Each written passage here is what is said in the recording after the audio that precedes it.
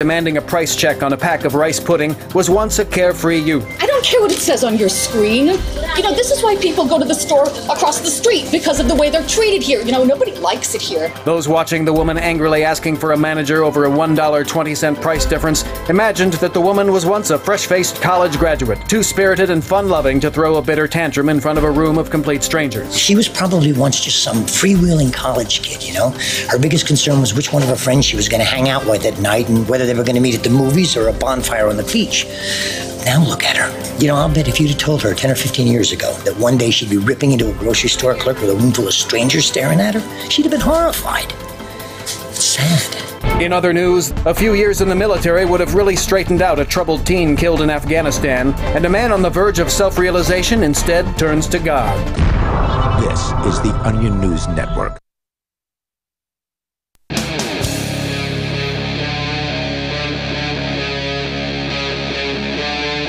Free Talk Live. And this is Free Talk Live. You are invited to join us here. The toll-free number is 855-450-FREE, like freedom. That's 855-450-3733. Also, we got Discord on-air call-in line room. You head over to discord.lrn.fm. And you can join, actually there's 3 different Discord call-in line rooms. Just pick whichever one you want, hop on in there, and we'll join you. And then when we do that, you will be on the air shortly thereafter, and you'll sound almost like you're sitting in the studio with us. By the way, with you in the studio tonight, you've got Ian here. Melanie. And Mark. I had a story a little while back, a few days ago, that I teased on the air and we never got to it. It is from The Intercept, and it's about Google. And apparently their plan to suppress an internal memo they described as confidential, where they forced their employees to delete that memo rather than reveal its explosive details about a plan to launch a censored search engine in China, according to The Intercept. You remember Google, that company that used to call itself, or the slogan used to be, Don't be evil. Yeah, specifically, they I believe they were kicked out of China at one point for doing what refusing to quite comply with whatever China wanted. Well, they've changed their tune. Yep. Since that time. Well, expect if the compensation's high enough, expect people to change their tune. I mean, I don't want to. Yeah, if you don't have principles. I don't want to be a jerk, but expect that. Yeah, if you don't have principles. And well, you can find somebody without principles easy enough. So if you're paying enough, you're going to get it. Right. Sure. They had principles. It's just that the principles weren't the highest thing. Sure. Money apparently was the highest value for them. Google's bosses have forced the employees to delete the memo authored by a Google engineer who was asked to work on the project, disclosed that the search system, by the way, this is The Intercept's Ryan Gallagher and Lee Fang reporting, codenamed Dragonfly, would require users to log in to perform searches, track their location, and share the resulting history with a Chinese partner who would have, quote, unilateral access, unquote, to the data. The memo was shared earlier this month among a group of Google employees who've been organizing internal protests over the censored search system, which has been designed to remove content that China's authoritarian Communist Party regime views as sensitive, such as information about democracy, human rights, and peaceful protests. And Tiananmen Square. Yeah. According to 3 sources familiar with the incident, Google leadership discovered the memo and were furious that secret details about the China censorship were being passed between employees who were not supposed to have any knowledge about it.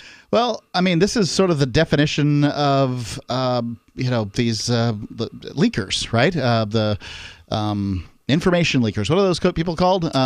Yeah, watchdog or no? Yeah, whistleblowers. Whistleblowers. Yeah, and I mean, this is good as far as I'm concerned. That it leaked. Yeah. Well, I don't know if the memo itself has leaked, but it leaked to employees. Talk about the memo has leaked. Yes. Okay.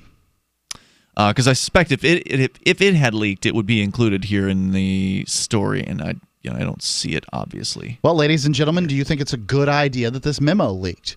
I guess that would be the question that I had. First off, is there are a lot of people that would say that, no, a company has the right to blah, blah, blah, blah, blah. I mean, after all this Alex Jones stuff and people getting banned from Twitter and Facebook, right. I've heard a lot of libertarians talking. The first thing that they have to say is that, well, it's Twitter and Facebook's right to do such and such on their platform. Right. And it is. But it is my right, since these are my lungs and this is my larynx, to go ahead and say that it's despicable behavior. Yeah. I can say that it's despicable behavior whether or not it's their right to do it. And it's Google's right to go in and do business in China, I suppose, to be involved in the tyranny and the subjugation of more than 1 billion people. It's their right to go and do it, but it's despicable. Well, so it's not Google's right to commit fraud, and it's not Google's right to join up with a gang, which in this case China, to commit aggression and or fraud against people. Twitter doesn't owe Alex Jones a platform. Facebook may or may not have some other connections that would mean that they do. As far as I know, Twitter doesn't. But that not giving you a platform is an entirely different universe than I'm going to help aggress against you. Yeah.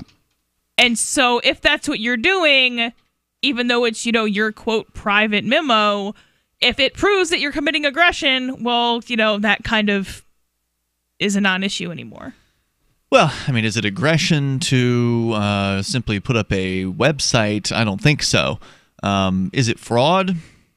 No. But are they not working with the Chinese government to give the Chinese government whatever information it is that they want? Yeah, that makes them a corporate partner of the Chinese government. At least a co-conspirator with China. Wait a second, Ian. Yeah. If I am a Chinese person and I write, I think my government needs some reformation, and some people show up my door, and I'm not saying this happens very often in China. I don't know what happens in China, but people show up at my door, put a bullet in my head, because Google gave that information to the government because that was part of their deal. Are you saying that they do not hold culpability in my murder?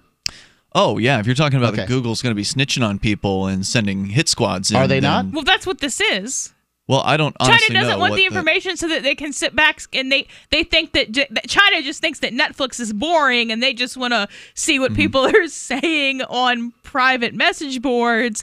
Like that's not why do you think China wants the information in the first place? Well, yeah, I mean they are going to have to log in to perform searches, and they will be tracking obviously the things that they search about. That's definitely true.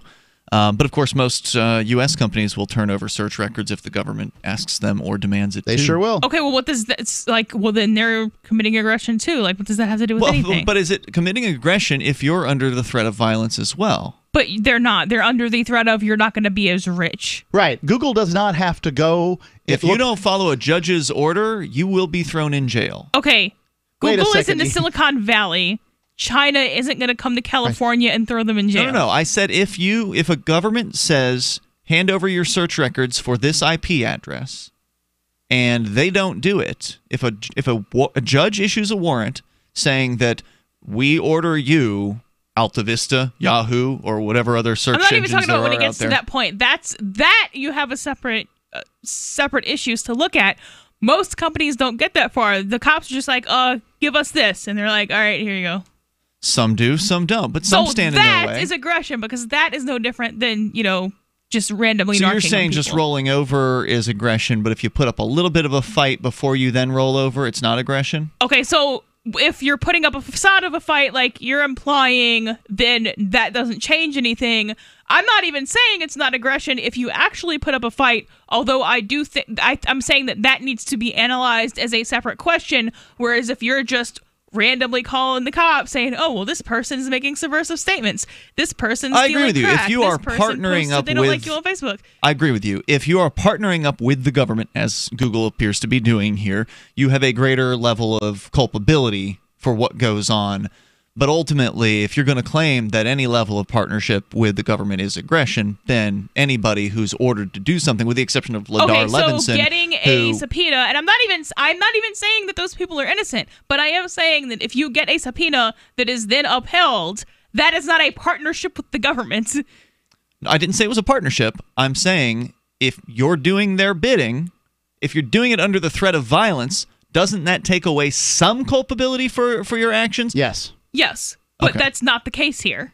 I'm not saying it is. Well, you're kind of saying it is. No, I'm not. The statement was made that if you partner up with a government, that is culpable. You're culpable for what the government does. And I'm saying, well, let's take it down a step from total partnership, total agreement with we're just doing what we were told. Because we know that people in Nuremberg, the trials for Nazi soldiers, they tried to use this excuse of, well, I was scared I'm not advocating the people who are presiding over Nuremberg either. This was not a panel of anarchists. I don't know why what some judges in Nuremberg said is at all relevant to philosophy. Well, what was said was the people who were given orders were responsible for taking the actions they took, even though they were just following orders. And maybe the reasons they were following those orders is because they were afraid of what might happen to them or their families as a result. One of the judges at Nuremberg was a Supreme Court justice who had stepped down so that he could be a judge in Nuremberg. I don't know how a pair of professional broadcasters took Google willingly entering a contract with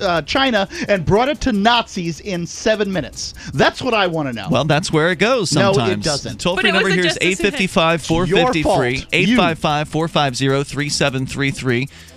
All right, more coming up. Zencash is now Horizon. Horizon is a privacy platform built on zero-knowledge technology with a decentralized secure node architecture. The Horizon platform enables real-life uses beyond currency, including the ability to privately chat with other people. Soon, Horizon will enable you to publish information and go anywhere on the web, all with complete privacy. Horizon, bringing privacy to life. Learn more at horizon.global. HORIZEN.global.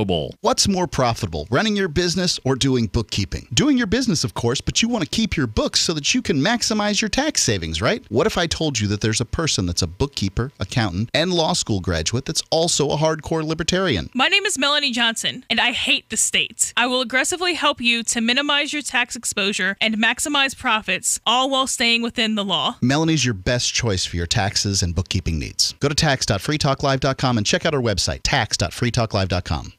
Do you operate a retail business and are looking for a solution for point-of-sale cryptocurrency acceptance? It's never been easier thanks to AnyPay.global. There's no paperwork or approval process to open an account. If you already have a tablet at your cash register, you're almost done. Just sign up at AnyPay.global, drop your personal crypto wallet addresses in our setup page, and then load our app.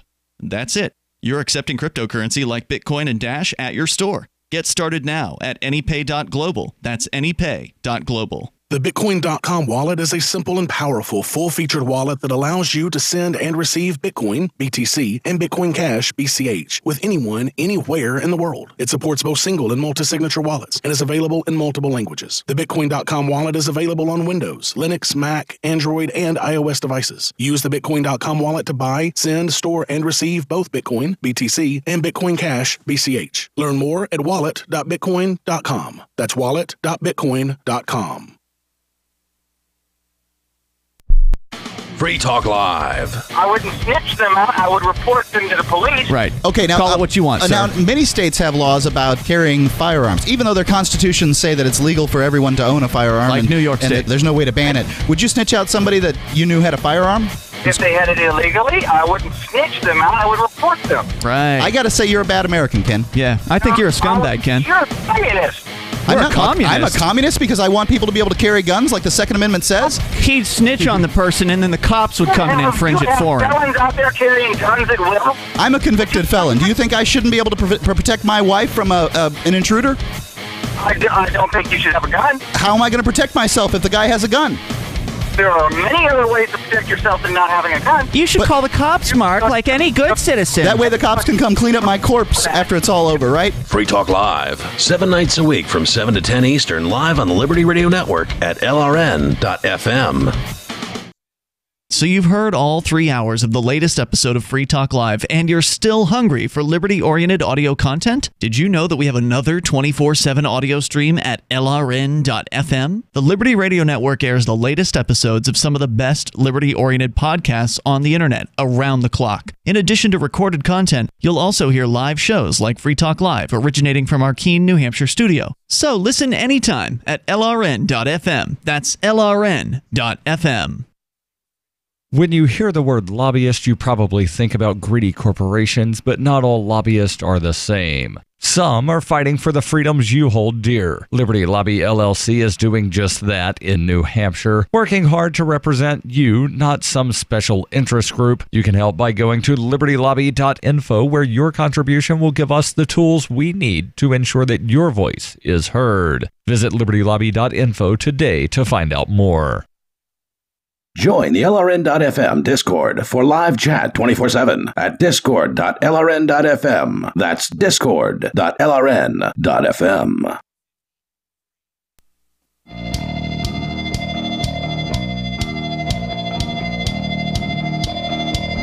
This is Free Talk Live, and you can take control of the airwaves here. You can join us. The toll-free number is 855-450-FREE like freedom. That's 855-450-3733. You go to bitcoin.com, learn about Bitcoin, cryptocurrencies, get the basics with the bitcoin.com Academy. Or maybe you're not so new and you just want the latest news headlines. They've got that too over at news.bitcoin.com. You can find a lot of great resources, and most of them are free at bitcoin.com. Mark had a blow up a few moments ago accusing me of breaking some sort of rule of radio by talking about Nazis in the first segment of the show, which was absolutely ridiculous. We were talking about the Google secret memo that The Intercept had reported on here, which sort of outlines apparently their arrangements with the Chinese government. And that led to, which we barely scratched the surface on the story, but that led to a discussion about, well, is Google actually a part of violence by teaming up with the government? And I think that there's an argument that they certainly could be, depending on what sort of favors they're doing for the government.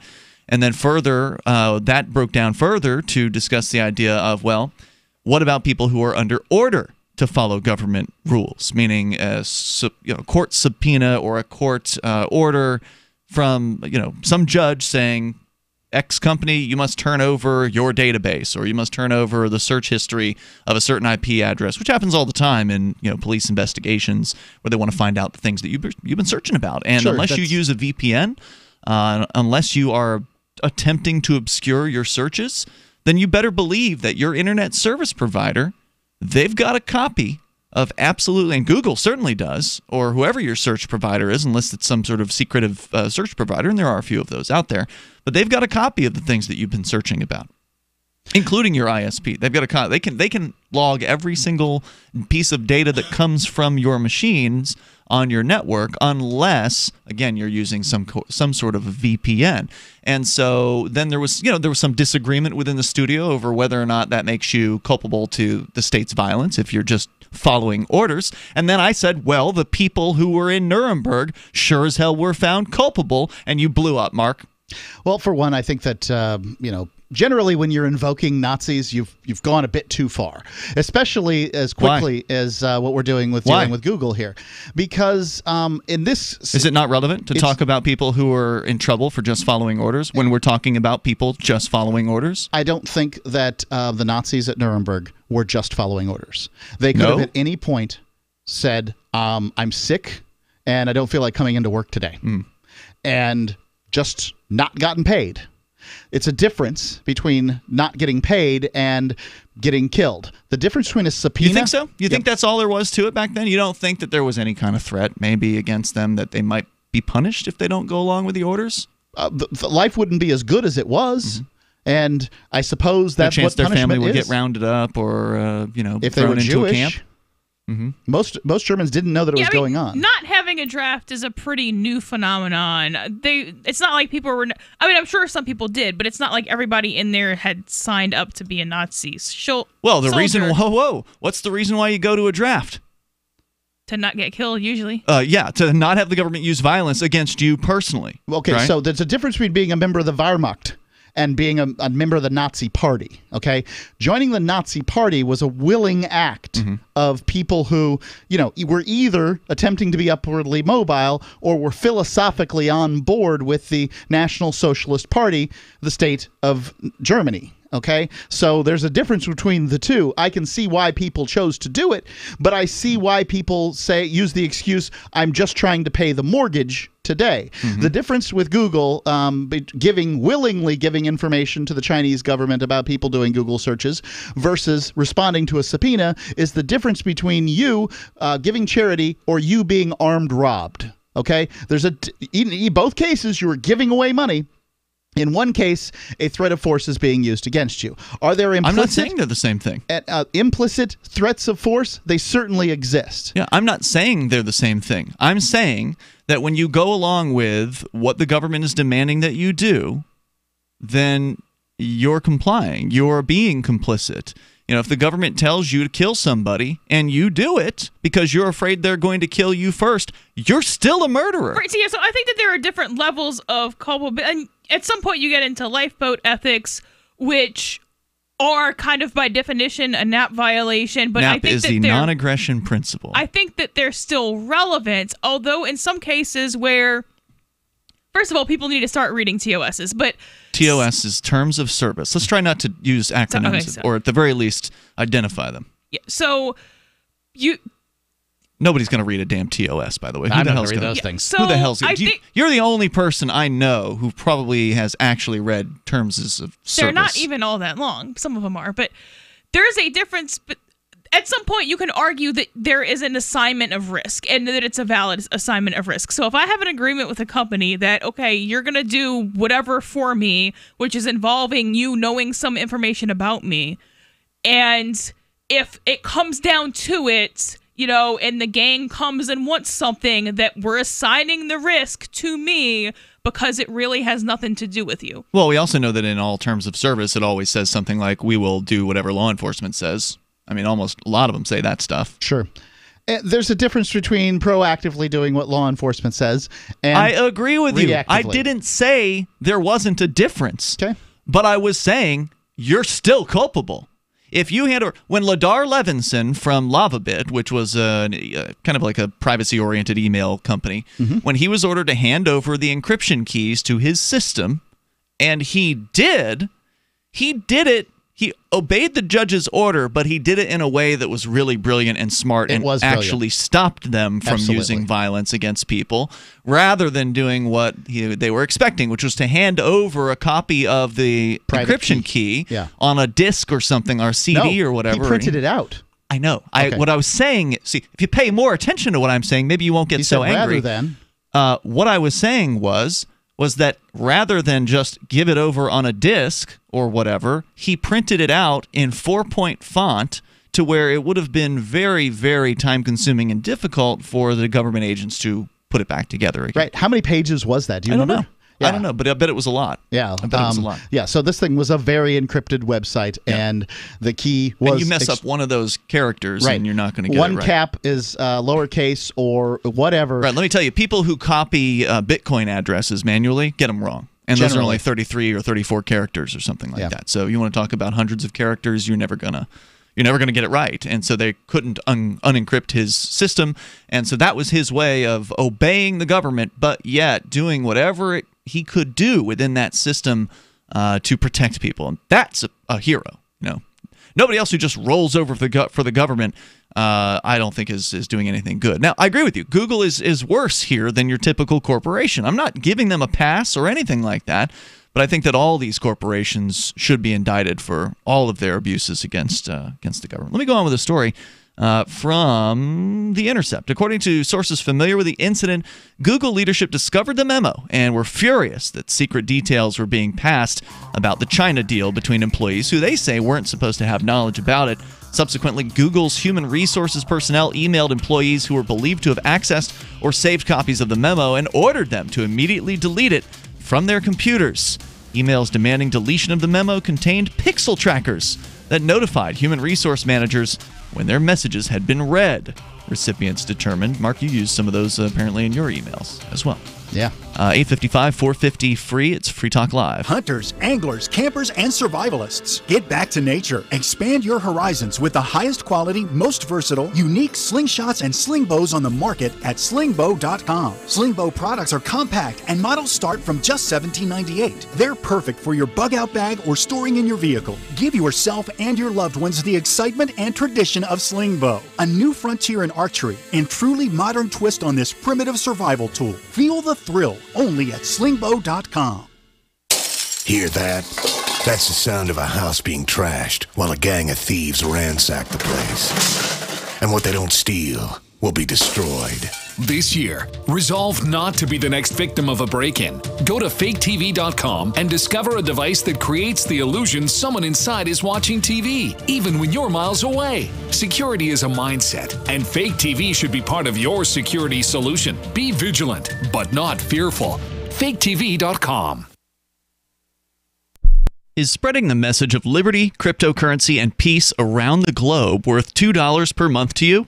As you may already know, in addition to our internet feed, LRN.FM broadcasts on free-to-air satellite across North and Central America, as well as Sub-Saharan Africa. And we've been available on satellite for free 24/7 since 2010. The LRN.FM free-to-air satellite signal is reaching some of the most oppressive regimes in the world, and there's no doubt our ideas are making an impact. You can learn more about the channel's impact by watching the 3-minute video at fund.lrn.fm. If you'd like to help free minds globally with our ideas of liberty, cryptocurrency, and peace, you can donate as little as $2 per month via fund.lrn.fm. You can help us continue and expand our satellite broadcast to multiple continents. Visit fund.lrn.fm today, and thank you for your help. Don't forget to share the link on social media. That's fund.lrn.fm. Are you a cryptocurrency advocate? The Crypto Tip is the ideal outreach tool to help new people discover cryptocurrency. It's a printable business card-sized tip that you can give to service providers, preferably in addition to a good cash tip. When the server scans the QR code, it'll bring up an explanation of cryptocurrency, how to install a wallet, and allow them to claim the tip. If they don't claim the crypto, you get your tip refunded to you after a time period you specify. Plus, if they do claim the tip, you get an email alert. Create as many tips as you want at cryptotip.org. That's cryptotip.org. LRN.FM is proud to announce our official listening apps for Android and iOS devices. Now you can easily tune into our streams anywhere, anytime on your smartphone or tablet. Just visit apps.lrn.fm or search for LRN.FM in the Android or Apple app stores. Please download, rate us 5 stars, then share the link on your social media and let your friends and family know how you're listening to LRN.FM.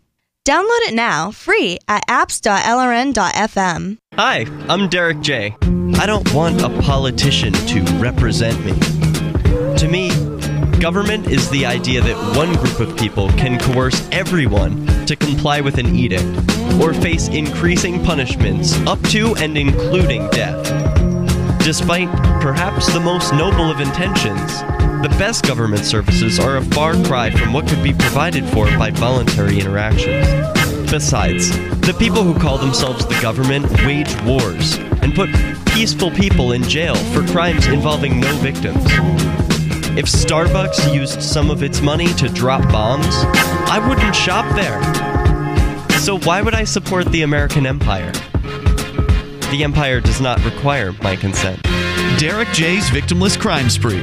Watch it for free and order the Director's Cut DVD at victimlesscrimespree.com. That's victimlesscrimespree.com. You're listening to the best liberty-oriented audio streamed around the clock, on the air and online. This is the Liberty Radio Network at LRN.FM.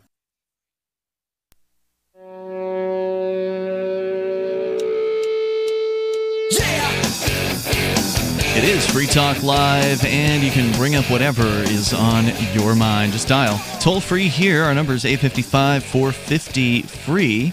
Or you can call us on the Discord on-air call-in line rooms. Just jump in our Discord server at discord.lrn.fm. Tonight it's Ian, Melanie, and Mark. The fourth Texas Bitcoin Conference is coming up fast. It's October 27th and 28th in Austin, Texas. New location. They're going to be doing a hotel convention kind of thing this year. They last year were in a special convention center that didn't have a hotel attached. This year, it's going to be convenient. You're going to be in the hotel, and you won't have to go very far to get to the actual convention, where you'll get to see great speakers as always, and of course, get to network with some of the movers and shakers in the Bitcoin and cryptocurrency universe. It'll be all about innovation, networking, and entertainment. Speakers including Paul Snow of Factum, Bruce Fenton of Ravencoin, Professor John M. Griffin, and more. Just go to TexasBitcoinConference.com, and you can get your tickets now. It's coming up fast. Texas Bitcoin Conference, October 27th and 28th, so we are just over a month away from the TBC. Texas Bitcoin Conference. Go to TexasBitcoinConference.com, and Mark, you and I will be there. It'll be great. We will be broadcasting from the event, and I'm looking forward to it. So we're talking about Google teaming up with China once again here in a much deeper manner than they had before, because they were already, available in China with restrictions. You couldn't search for Tank Man, for instance, the guy that stood in front of the tank back in 1989, I think it was. Historically, made all kinds of news. You couldn't search for that. There were other things that they were already banning from search, but now they're talking about getting even more involved with the Chinese government in what's being called the Dragonfly Memo that has been ordered deleted by Google human resources personnel, as employees who weren't supposed to see the memo were passing it around. Apparently there's an internal protest movement within Google. I wouldn't doubt that at all. Over this.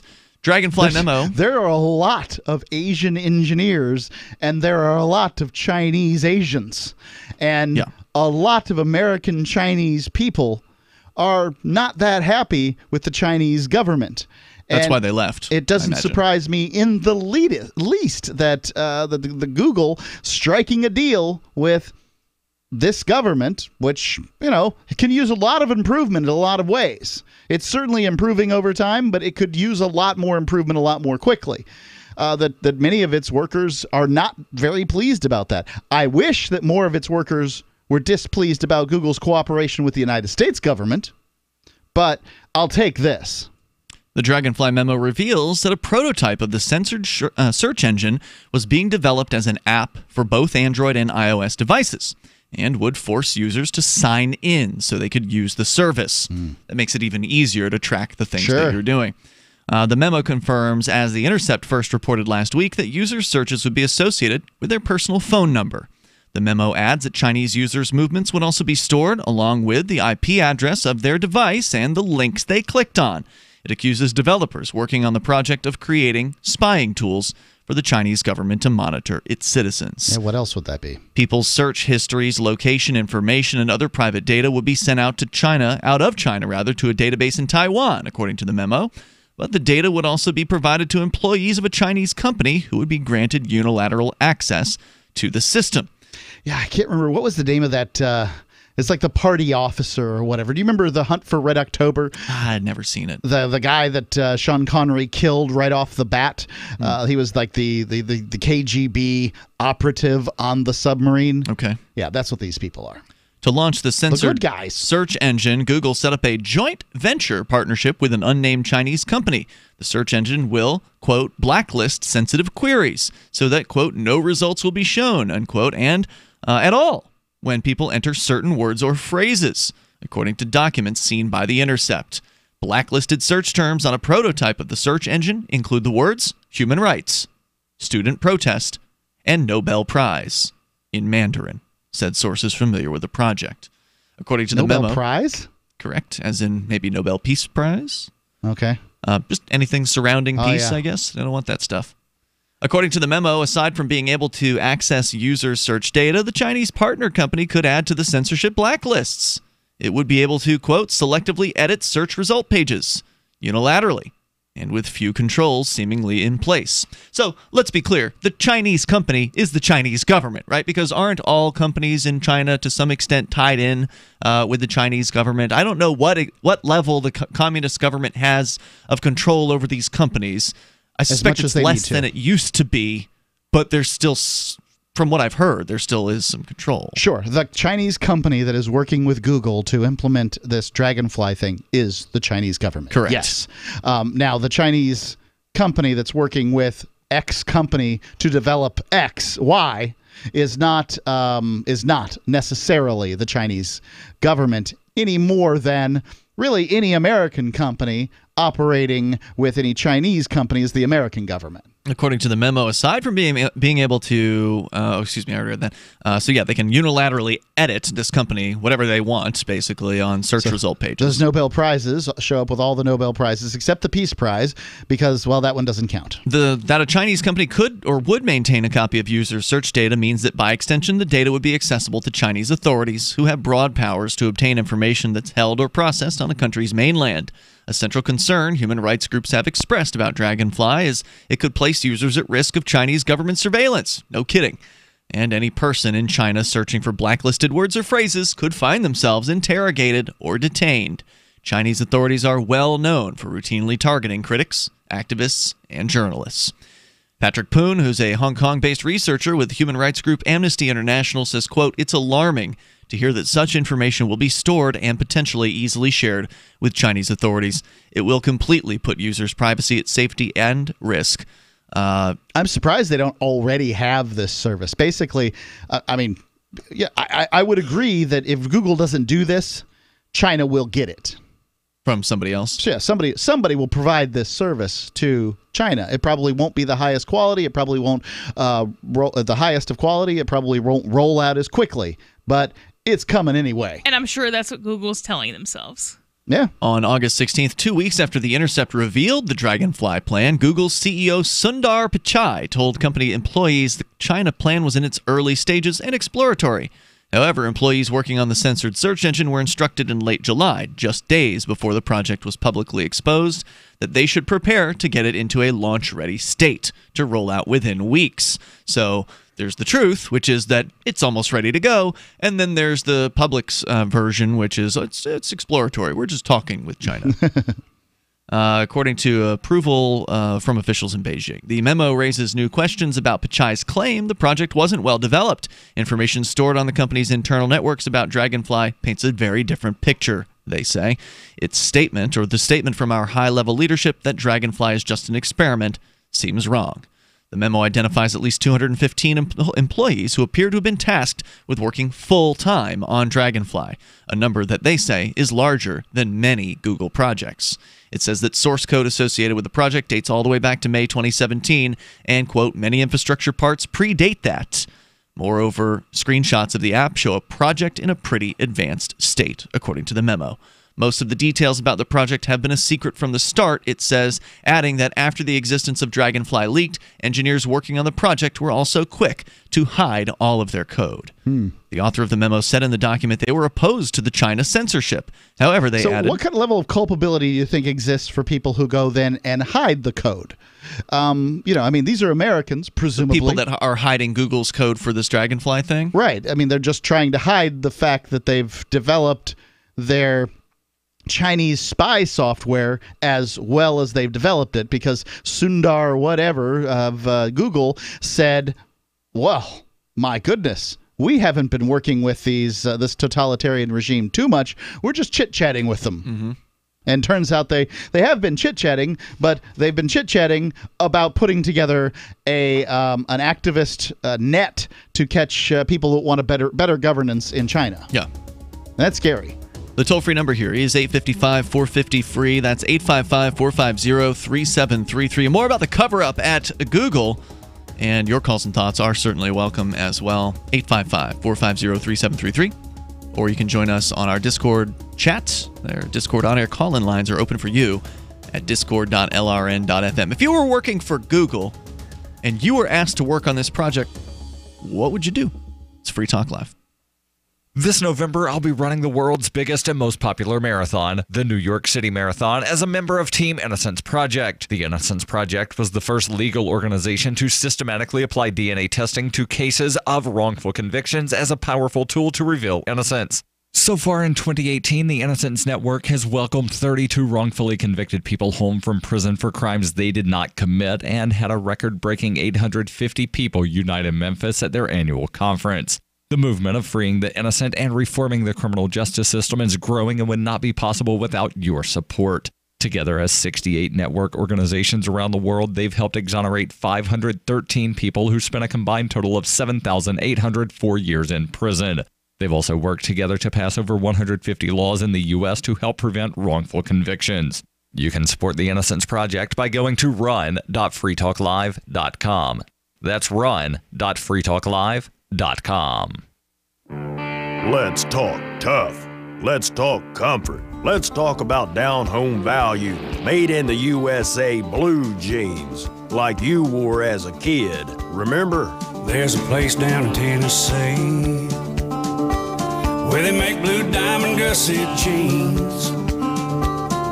They so pride in every stitch, guarantee you love the way they fit. They put a diamond gusset in the crotch where you need it most.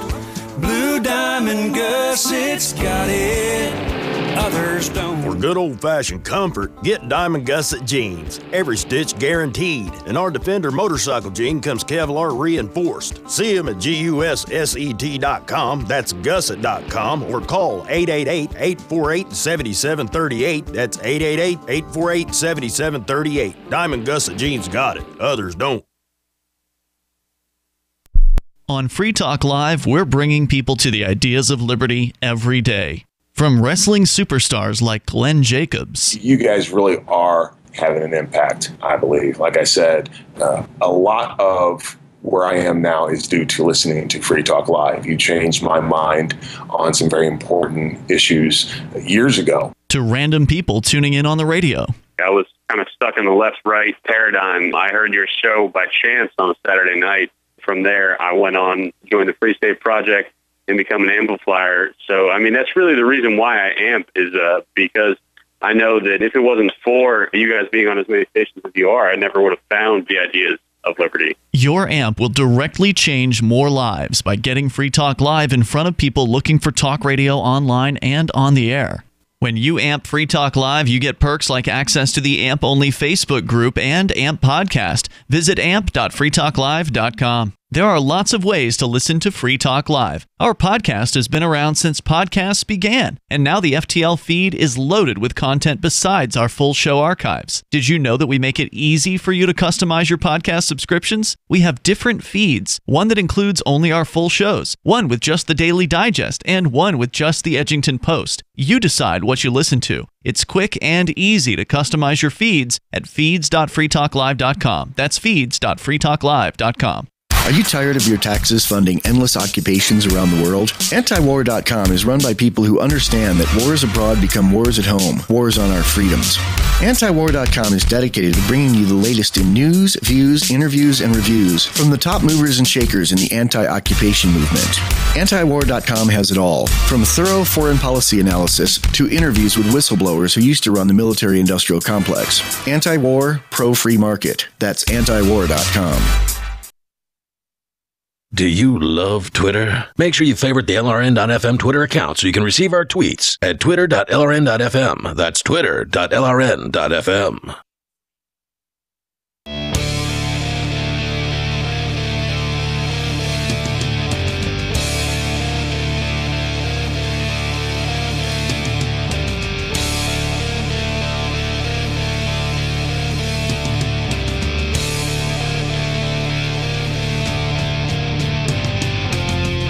Free Talk Live, dial toll free.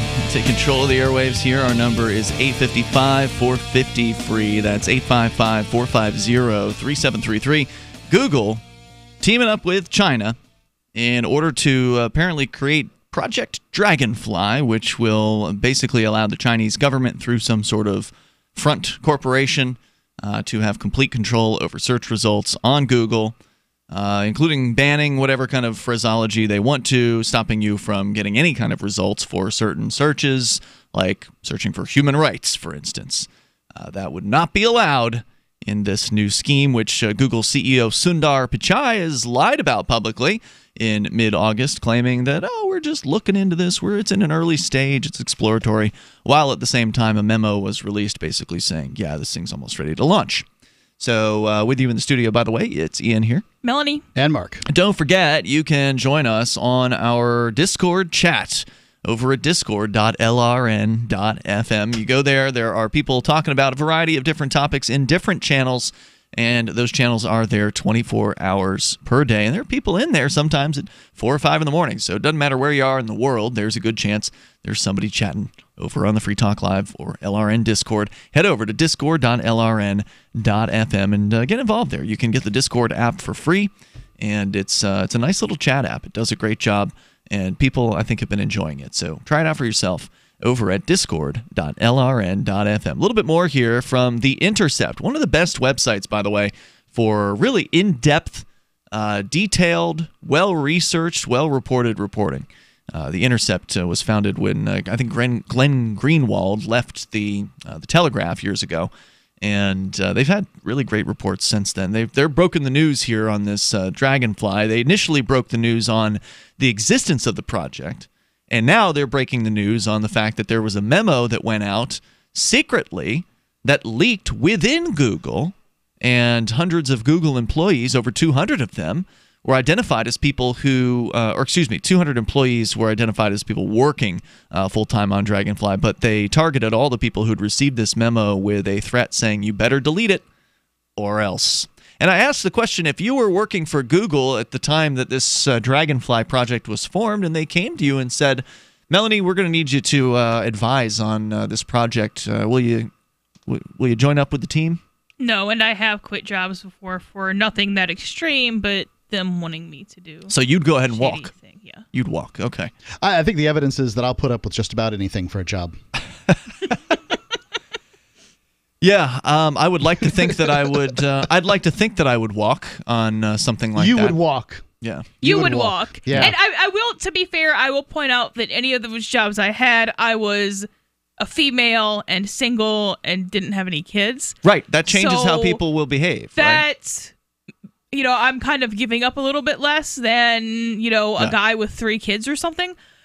But, and I do kind of feel sorry for the people who started working at Google back when they were doing things like having their slogan be "Don't be evil" and stuff like that before whoever it was walked in with dark sunglasses and told them how it was going to go. Yeah. But that still doesn't justify any of it. Wouldn't that have been an interesting corporate meeting to sit? I mean, I don't want to sit down on most corporate meetings, but I would have been interested to be a fly on the wall during the meeting where somebody came in. I just want the Cliff's Notes. where somebody comes into the meeting and says, you know what, guys, it's time we got rid of this slogan. I'd be curious to know how that went. What was the conversation like? Maybe there wasn't a meeting. Maybe they just. You think? I don't know. I guess there could be. I'm sure there's somebody in Google who could just say, "Oh, that's no longer our slogan." But it would seem like most of these things are board discussions of some sort. Some group is making decisions. Let me go on here with a little bit more from the story. The memo, in this case, again, secret, suppressed by the Google Corporation, said that apparently the project was in an advanced state, quote, pretty advanced state, according to the memo. Most of the details have been secret from the start, adding that after the existence of Dragonfly leaked, engineers were working quickly to hide all of their code. The author of the memo said in the document they were opposed to the China censorship. So again, this is an internal memo sent without permission by somebody in Google to alert other people in Google as to what was going on. An internal Google activist memo. Correct. However, they added that, quote, more than the project itself, I hate the culture of secrecy that has been built around it, unquote. The memo was first posted September 5th on an internal messaging list set up for Google employees to raise ethical concerns, but the memo was soon scrubbed from that list, and individuals who'd opened or saved the document were contacted by Google's Human Resources Department to discuss the matter. So it's like a little microcosm of what it'll be like in China once this system goes into place. If you search for something or read something the Chinese government doesn't want you to do, they may send thugs to go have a talk with you. In the same way that Google, if they find out you opened or received this memo, they're going to have a talk with you as well. It's like a little teeny microcosm of real life. The employees were instructed to not share the memo. Google reportedly maintains an aggressive security and investigation team known as, quote, Stop Leaks, which is dedicated. That's what I want to work as. I want to go to work with an actual pair of jackboots and walk around the offices of Google with a little writing crop in my hands. I wonder if this is going to come into the next season of Silicon Valley. And did they actually instruct people not to share? Because that's pretty standard. Like, okay, so you're not allowed to post on Facebook internal company memos. Sure. Like, did this one actually come with instructions? Okay, I instruct all employees. I instruct you not to share this memo. Like, No. The memo is separate from that. So the memo was from an employee who was critical of Google, and then Google is trying to erase the memo after the fact.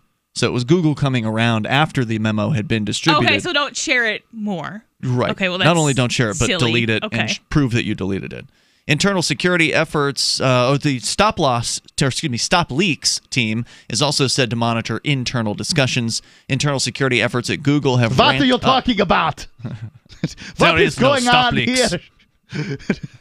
Do you know you must report conversations to Stop Leaks? Google have ramped up this year as employees have raised ethical concerns around a range of new company projects following the revelation by Gizmodo and The Intercept that Google had quietly begun work on a contract with the military last year known as Project Maven to develop automated image recognition system for drone warfare. The first rule of Project Maven is you do not talk about Project Maven. Well, they should be embarrassed about this one too. Now you're talking about Google programming image recognition technology to allow them to drop a bomb with a drone on your house. You do not know this? Stop Leaks has not released this information. Stop Leaks team, which coordinated the internal Google communications department, began monitoring an internal image board used to post messages based on internet memes, according to one Google employee, for signs of employee sentiment about the Project Maven contract. Okay, yeah, that's kind of creepy. Yeah.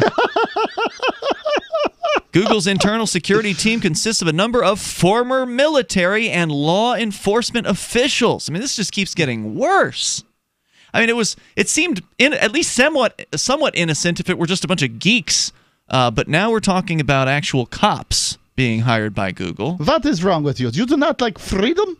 For example, LinkedIn lists as Google's head of global investigations a man named Joseph Vincent, whose resume includes work as a high-ranking agent at U.S. Immigration and Customs Enforcement Agency and Homeland Security's Investigations Unit. The head of security at Google is Chris Rakow, who is himself described as a former member of the Federal Bureau of Investigation's Hostage Rescue Team and a former U.S. Navy SEAL.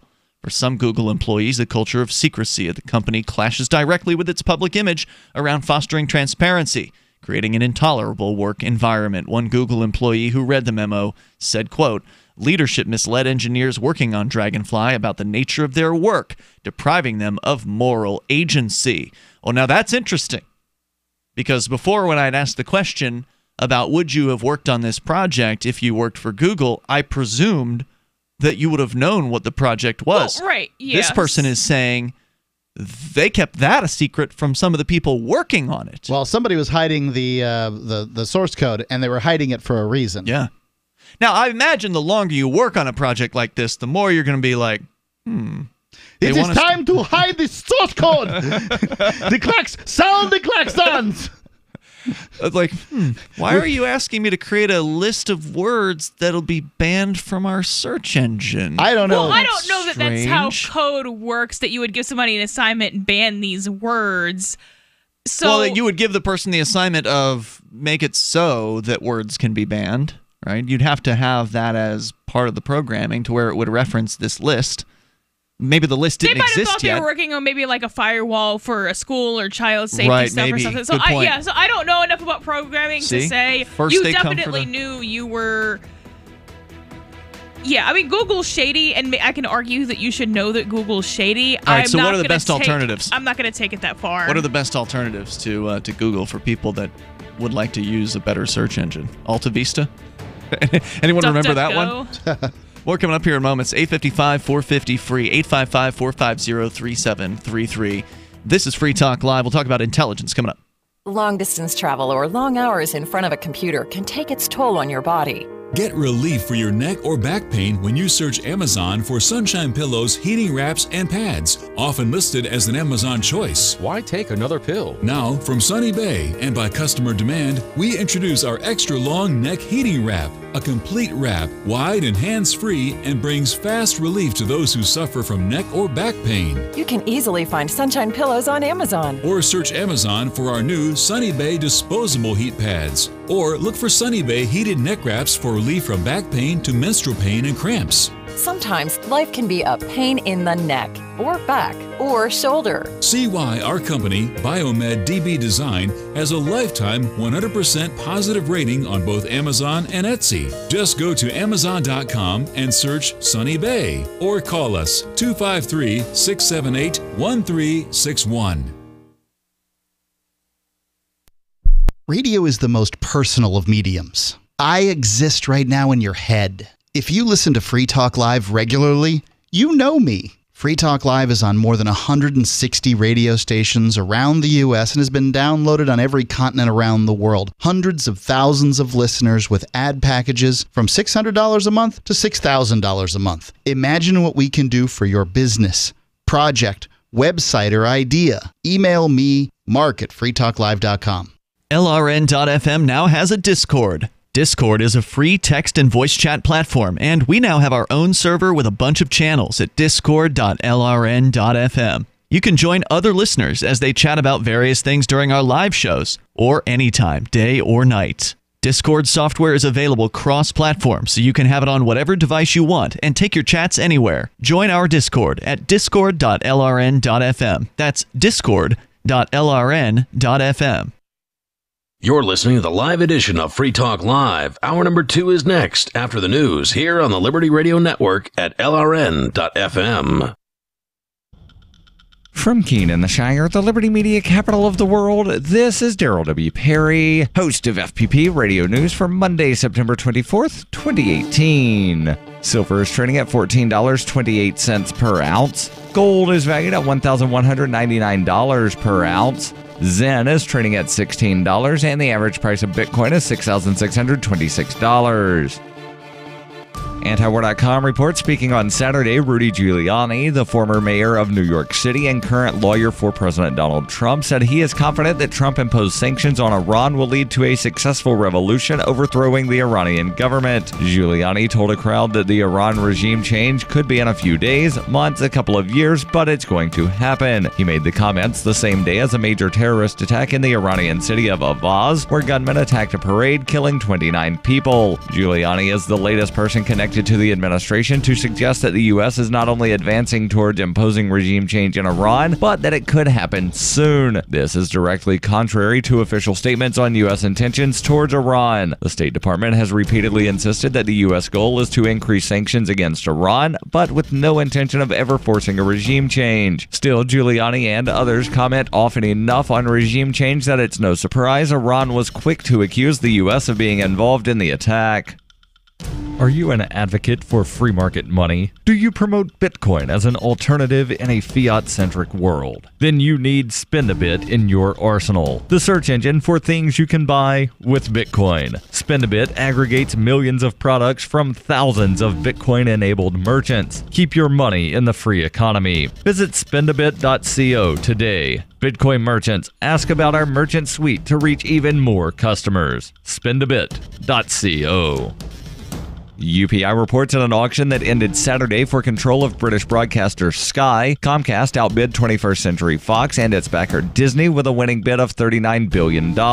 Fox already owns 39% of Sky. Both companies were vying for the other 61% during the rare 3-round auction, which was managed by Britain's takeover panel. The offer by Comcast of $22.57 per share was better than the bid by Fox of $20.46 per share. Sky board members agreed to recommend Comcast offer to shareholders, who will have until October 11th to accept the offer. The bidding war between the companies began when Comcast gave an initial offer in April, which prompted Fox to increase their offer. The battle is part of a larger contest between Disney and Comcast to take over many of Fox's media and entertainment assets. Comcast chairman and CEO Brian L. Roberts said Saturday the acquisition will allow the company to quickly, efficiently, and meaningfully increase our customer base and expand internationally.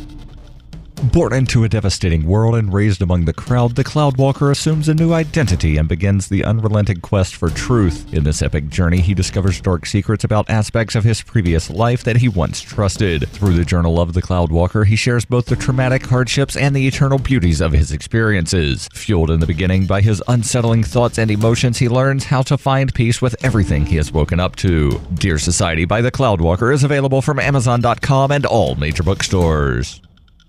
Reuters reports rain-swollen rivers in North and South Carolina kept rising on Sunday and were forecast to remain at flood levels for days, according to the National Weather Service, more than a week after the landfall of Hurricane Florence, already blamed for at least 40 deaths. Georgetown County spokeswoman Jackie Broach Akers told Reuters as many as 8,000 people in and around Georgetown, South Carolina have been strongly urged to evacuate flood-prone areas along the Waccamaw and Petey rivers. Emergency management officials began sending pre-recorded telephone messages to residents in harm's way over the weekend and will probably start going door to door in the next few days. Authorities expect 5 to 10 feet of flooding in neighborhoods encompassing more than 3,500 homes close to the two rain-gorged rivers flowing into the Winyah Bay on the way to the Atlantic Ocean, according to Broach Akers. The flood zone includes Georgetown at the river's confluence and the coastal resort community of Pawleys Island. The county plans to open emergency shelters at 7 a.m. on Monday, and hotels outside the flood zone in nearby Myrtle Beach are offering discounts to evacuees. State transportation crews were working to erect temporary dams on either side of U.S. Highway 17, the main coastal route through the area. And National Guard engineers were installing a floating bridge at Georgetown in case the highway is washed out at the river. 9 days after Florence came ashore, the National Weather Service said flooding would likely persist in the coastal parts of the Carolinas for days as the high water crest of numerous rivers keeps moving downstream towards the ocean.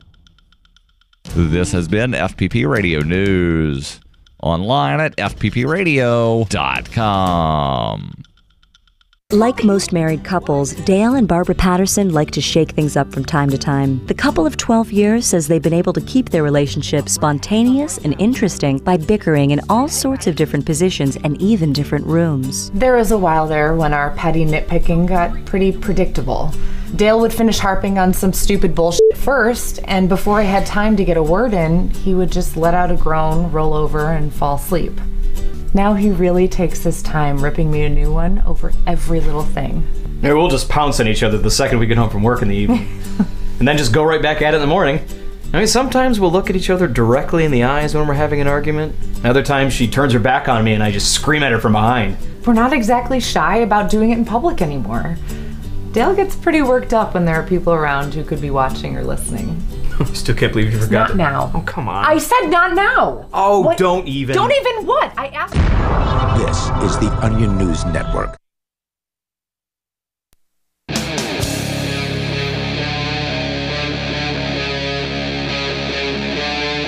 Free Talk Live.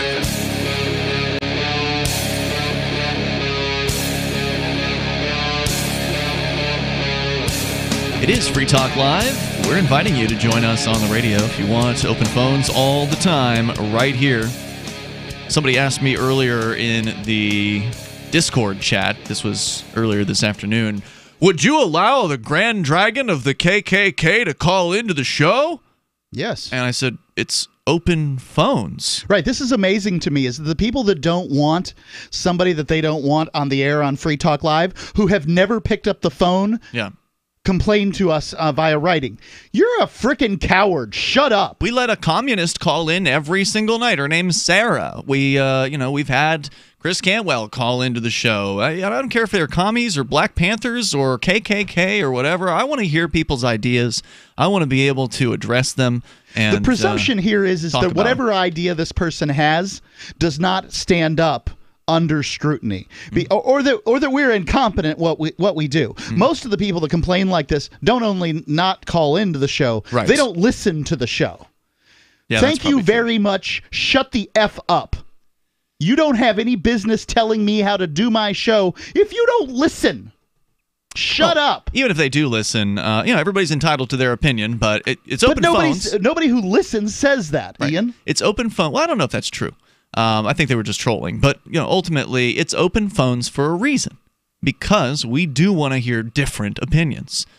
We do want to hear from people who don't necessarily agree with us. Now, of course, some people say, well, then why don't you have people in the studio who you disagree with on a more frequent basis? Well, kind of the history of the show has been that we have libertarians hosting the show, and certainly within the hosts we have disagreements. Some of them are quite vehement. You were yelling at me earlier tonight, Mark, as a matter of fact. And every now and then we will have a special guest host who breaks from the libertarian mold a little bit further. But the phones are open all the time, and you're welcome to call in and join us here tonight. So far, I think we've been through, a whole hour of the show without a single call? So it's up to you. If you want. 855-450-FREE. That's 855-450-3733. Also, I want you to know that Zencash is now known as Horizon. What is Horizon? Well, it's more than just a cryptocurrency. It's a privacy platform built on zero-knowledge technology with a decentralized secure node architecture. The Horizon platform also enables real-life uses beyond currency, including the ability to have private chat with other people on the Horizon network, and soon Horizon will enable you to publish information and go anywhere on the web, all with complete privacy. Horizon is bringing privacy to life, so learn more over at horizon.global, HORIZEN.global. Ian, Melanie, and Mark in the studio tonight. We started out talking about Google and an attempt to suppress a memo that was revealing that Google is actually evil, and they are teaming up with the Chinese government to release a special app just for China, which requires you to log in order to even do a search in the first place. And, of course, we'll have all kinds of tracking and blocking and censorship abilities built right into it for the Chinese government. Now, Melanie, we're going to move on to a different type of suppression. This from a scientific journal? Yes. Tell us what's going on, and where's the story from? This is from Reason, who I usually don't get along with real well. They do some good reporting at Reason. I like they Reason. Do, but I like Fee. I like Reason. So, the title here, a mathematician, because that's completely controversial, says activists made his paper disappear because its findings offended him. Wait, they offended the activists, not the mathematician. Offended them. Okay, gotcha. Theodore Hill, a retired professor of mathematics at Georgia Tech, claims that activists successfully pressured the New York Journal of Mathematics to delete an article he had written for the academic journal because it considered a politically incorrect subject, the achievement gap between men and women at very high levels of human intelligence. Okay. The greater male variability hypothesis, first proposed by Charles Darwin, suggests that there are more men than women at both the bottom and the very top of distribution for intelligence scores. Let's rephrase that, meaning that what the Darwin's theory, and apparently this paper was backing up, was that there are more men who are intelligent and more men who are dumb. Stupid. Yes. So at the sort of the bell curve, or there's not really a bell curve with men. It's sort of like a reverse bell curve or something. Women's IQ bell curve looks like a regular bell curve, and men's IQ bell curve is, or I guess that makes it technically not a bell curve. It's high on the low end, and it's high on the high end, and not so much average. There has to be a bump in the middle. I mean, it has to be pretty high in the middle, too. I mean, just average is by its definition average. But the averages of humans. Well, that's what I'm talking about. We're averaging humans. Yeah. So, like, if every single woman was 100, and it's not every single, but if every single woman was 100, every single man was a 180, either a 180 or half of them were 180 and half of them were 20, the average would still be 100. Yeah, so the bell curve isn't showing an average. Would still be a bell curve. The bell curve is just showing a distribution. I tend to think that it is unlikely, and I'm not talking about averages here. I tend to think it's unlikely that there's actually a concentration of intelligence and the opposite with men, that in fact that it's just more so apparent in men, if that makes sense. Like, I'm not saying like it's a spike, nothing, and a spike. Yeah, that's what it sounded like. Okay. It might be a blob rather than a spike. I think that there's a surprise extra, there's a little higher surprises on the end for men and than there are for women. But this is just my perception of this also has to do with this is what I've been told a good portion of my life too, that this may very well be true. I don't know how useful this information is when I meet a woman. I don't immediately presume this person is dumber than the other people that I'm going to meet throughout life. However, I do immediately presume that everybody is dumber than me. Well, right, and so general stats aren't necessarily relevant when the question is what are the qualities of this individual, but they can be useful for some things, I'm sure. Also, okay. I did pull up what appears to be the actual graphs here, the scale that we're talking about here, and it shows the men are just a flatter bell curve. Yeah, that's a better way to describe it. So it shows that there's a little bit more of a poof on the ends of the curve, so the dumb end and the smart end of men than there is of women. They tend to go a little deeper, meaning that the dumbness of men goes down further than the women's scale, and the intelligence of men goes up a little further than the intelligence of women. In the middle, it's more depressed, right? So it looks more like to create a visual here. It looks more triangular on the female in the middle, and it's flatter, as you said, in the middle for the men.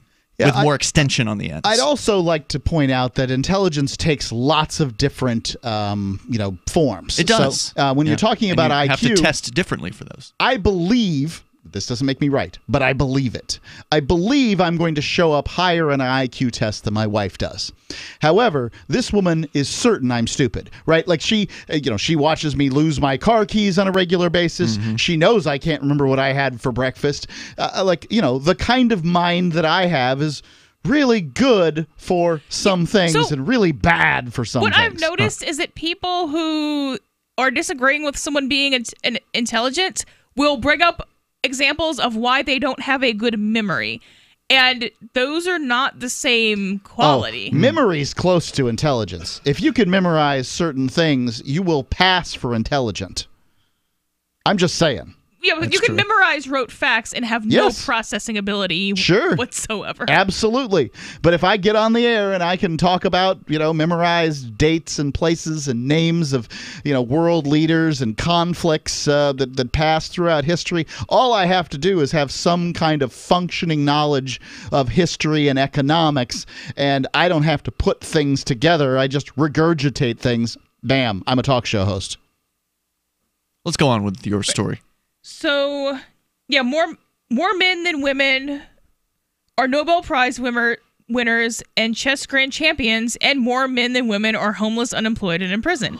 Right. I don't know that is the great evidence either, but okay. Well, getting caught maybe is a factor. No, I mean, like having a different priority doesn't mean that you have low intelligence. So a woman may just want to work at a home, and that's going to make it less likely you win a Nobel Prize. Well, they do say that here in the Breitbart story that if you look at people with high IQs, that they're more likely to be men.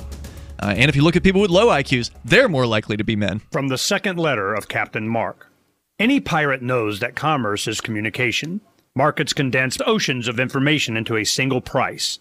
Innovations in communication are circumventing the scrutiny of the crown. This signals a change in the coin of the realm. The Crown uses digital currency to surveil, censor, seize, and destroy wealth at will, so pirate currency must protect us from this weaponized money. We need to move funds further, faster, cheaper, and without third-party observation, basing decisions on an accelerating flow of information, so pirates require nearly instantaneous transactions with no arbitrary limits on volume or artificial influences on fees. Most importantly, a pirate currency must preclude centralization. Otherwise, it will become another link in our chain to the crown. A superior currency will result in the obsolescence of the coin of the realm and the extinction of the crown itself. Trade above the grid. Join us at pirateswithoutborders.com. Your property and your family are precious. Protect them with Blink, like we have. Blink motion-activated HD cameras are wire-free, set up fast, and their batteries last up to 2 years. And Blink's live feed option lets you monitor what's happening at home anytime, anywhere from your smartphone. No contracts, no subscriptions, and Blink works with Alexa. You can get 3 Blink cameras for way less than the other guys, plus an extra 15% off. Visit blinkprotect.com/FTL. blinkprotect.com/FTL. Zencash is now Horizon, and Free Talk Live is giving away some Zen. Over the last 6 weeks, we've given away 8 Zen, and we're giving away more. To enter the next giveaway, send your Transparent Zen address via email to Daryl@freetalklive.com and tell us how you listen to the show. The winner will be randomly selected from all entries received before noon on Wednesday, September 26th. Again, to enter, send your Transparent Zen address via email to Daryl@freetalklive.com. Tell us how you listen to the show. The Free State Project has reached its goal of 20,000 liberty lovers who've pledged to move to New Hampshire and get active to achieve liberty in our lifetime. Perhaps you're trying to figure out what part of New Hampshire should be your destination. If so, consider Keene. You'll find more than 150 reasons to move to Keene at move.freekeene.com. Keene is famous for its historic, publicity-generating activism, as well as being the liberty media capital of the world. It's home to freekeene.com, New Hampshire's destination for liberty activism, news, and opinion. For years, we've been compiling over 150 reasons to move to Keene at move.freekeene.com, where you'll learn about some of what's happening here and what makes Keene a great place to live. If you love liberty, you'll probably enjoy anywhere you end up in the Shire. But do your due diligence first. Please visit move.freekeene.com for the full list of over 150 reasons to move to Keene. That's move.freekeene.com. The LRN.FM social media channels have been revamped. We've eliminated Facebook and focused on other platforms like Twitter and Mastodon, the decentralized alternative to Twitter. On our accounts, you'll find posts from multiple LRN.FM show hosts together in one place. Follow us on Twitter at twitter.lrn.fm, or better yet, move to the decentralized Mastodon social media platform at toot.lrn.fm, toot.lrn.fm. I think you'll like it. This Your Family Today tip is brought to you by Juicy Juice, 100% juice, providing a full serving of fruit in every 4 ounces. Visit us at juicyjuice.com. When it comes to nutrition, kids need both fruits and vegetables every day to stay healthy and grow. For the ideal mix, your kid should have at least 1.5 cups of any veggie or 100% veggie juice, and 1 cup of any fruit or 100% fruit juice a day. For more tips like these, visit us at parenthood.com/yourfamilytoday. You can put the Liberty Radio Network on the air in your area. Visit broadcast.lrn.fm to learn how. Broadcast.lrn.fm.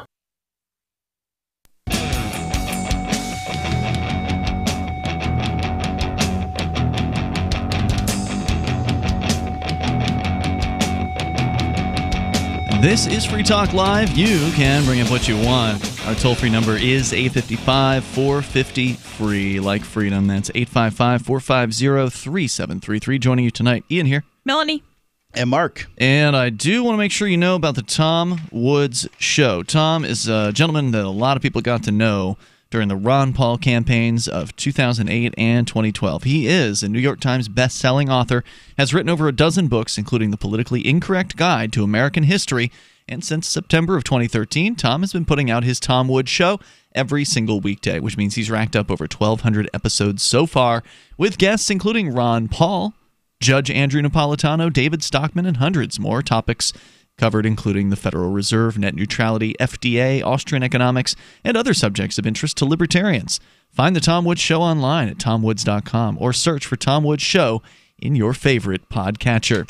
So we've been talking about intelligence here, and apparently a study that was suppressed in some scientific journal, and I don't recall which one that is, but we've talked previously, and I don't know if it's been on shows that you've been on, Melanie, but there has been a topic previously about these journals and how politically correct a lot of them are, and how manipulated a lot of them are. So this news doesn't surprise me that there is some sort of political suppression going on here. Like, don't you think the news that men are more likely to be smart than women is surprising to the American public, though? It's a surprising headline, but the other side of the headline is that men are also more likely to be dumber than women. I think it's probably true. A male's job, sort of in nature, is to provide genetic diversity. In the human primate, we have added to our repertoire of reasons to mate. Among that is that we can protect and provide, and a few other things. Maybe fix a car, that kind of thing. But all in all, Yeah, it's genetic diversity. So yes, I'm unsurprised that a man's, that men are more likely to be intelligent and less intelligent than women. Okay, tell us more. So you're sharing with us the news. I forget where it's from, though. Reason. Okay. Men as a group express greater variability in aptitude and ability. This difference, of course, need not be innate, although it probably is. It could be the case that social custom and pressure has punished women for failing anywhere outside the norm. They kind of say that as if that's not the case for men, too. But I don't really know what it means. What? Punish women for falling, I think, not failing. If you act in countercultural ways, that you will be punished by the culture. Yes. It's almost a tautology. Yeah, that's true for any gender. Writing for, I think this is the Quillette, Hill says that he and a co-author came up with a theoretical model that would help explain the gap, then attempted to publish a paper about their work in Mathematical Intelligencer. The paper was accepted, though the topic is controversial. Larry Summers resigned as president of Harvard University in part due to criticism he received for broaching the subject of variability at an academic conference. Well, right about now, you're not allowed to say things like, men are smarter than women or something like that. Or even just that men and women are different. We've kind of convinced ourselves otherwise, as absurd as that seems on its face. I know. That's absolutely true. Yeah, I'll also add in here, just for the record, that ultimately it's only the individual who matters, and these are just studies on groups. I mean, this is useless information for anybody but somebody who wants to read scientific journals. So the man or woman whom you meet next, the new unmet person, is going to be as smart or as stupid as they are, and it really you do not know. Just like if you flip a coin, you don't know if you're going to get heads or tails next. That this information is basically useless at a social, sort of at an individual level. It's an interesting thing to point out. It's also interesting that it's being suppressed. That, I agree with you, is definitely the more newsworthy aspect of this. Yeah, we've known about this curve for a long time. That's really the story. I don't know why they're doing that. But why they're suppressing it? It's political. Yeah, I do know why they're suppressing it. It's ridiculous. So if you have an individual in front of you, the demographics don't matter. So most women lean left. Most women are more feelsy than logical. Most women have high empathy. None of that offends me because it has nothing to do with me. Yeah. Even though maybe those things aren't true about me. Maybe you disagree with that, but whatever. But you do want to have a baby. So you're like most women in that way. I don't know if that's true anymore. It's pretty true. Okay. That's pretty Ian true. But yeah, so then that's a way I'm like most. I'm not going to be like the exact opposite of all women. If that's not true, I would be interested to see that. But it's sort of like the biological drive of humans to reproduce. So most of them are interested in having children. I don't know, especially women. Until recently, the survival of the species didn't depend on people wanting to have children. It depended on people wanting to do things that cause children. So most women and most people could still not want children. But they end up with them anyway on accident. I'm not getting a good response from Google on this one. It seems as though it's a foregone conclusion that people want children, period. Yeah. And that there's not much evidence. They sure spend a lot of time and effort trying to avoid them, though.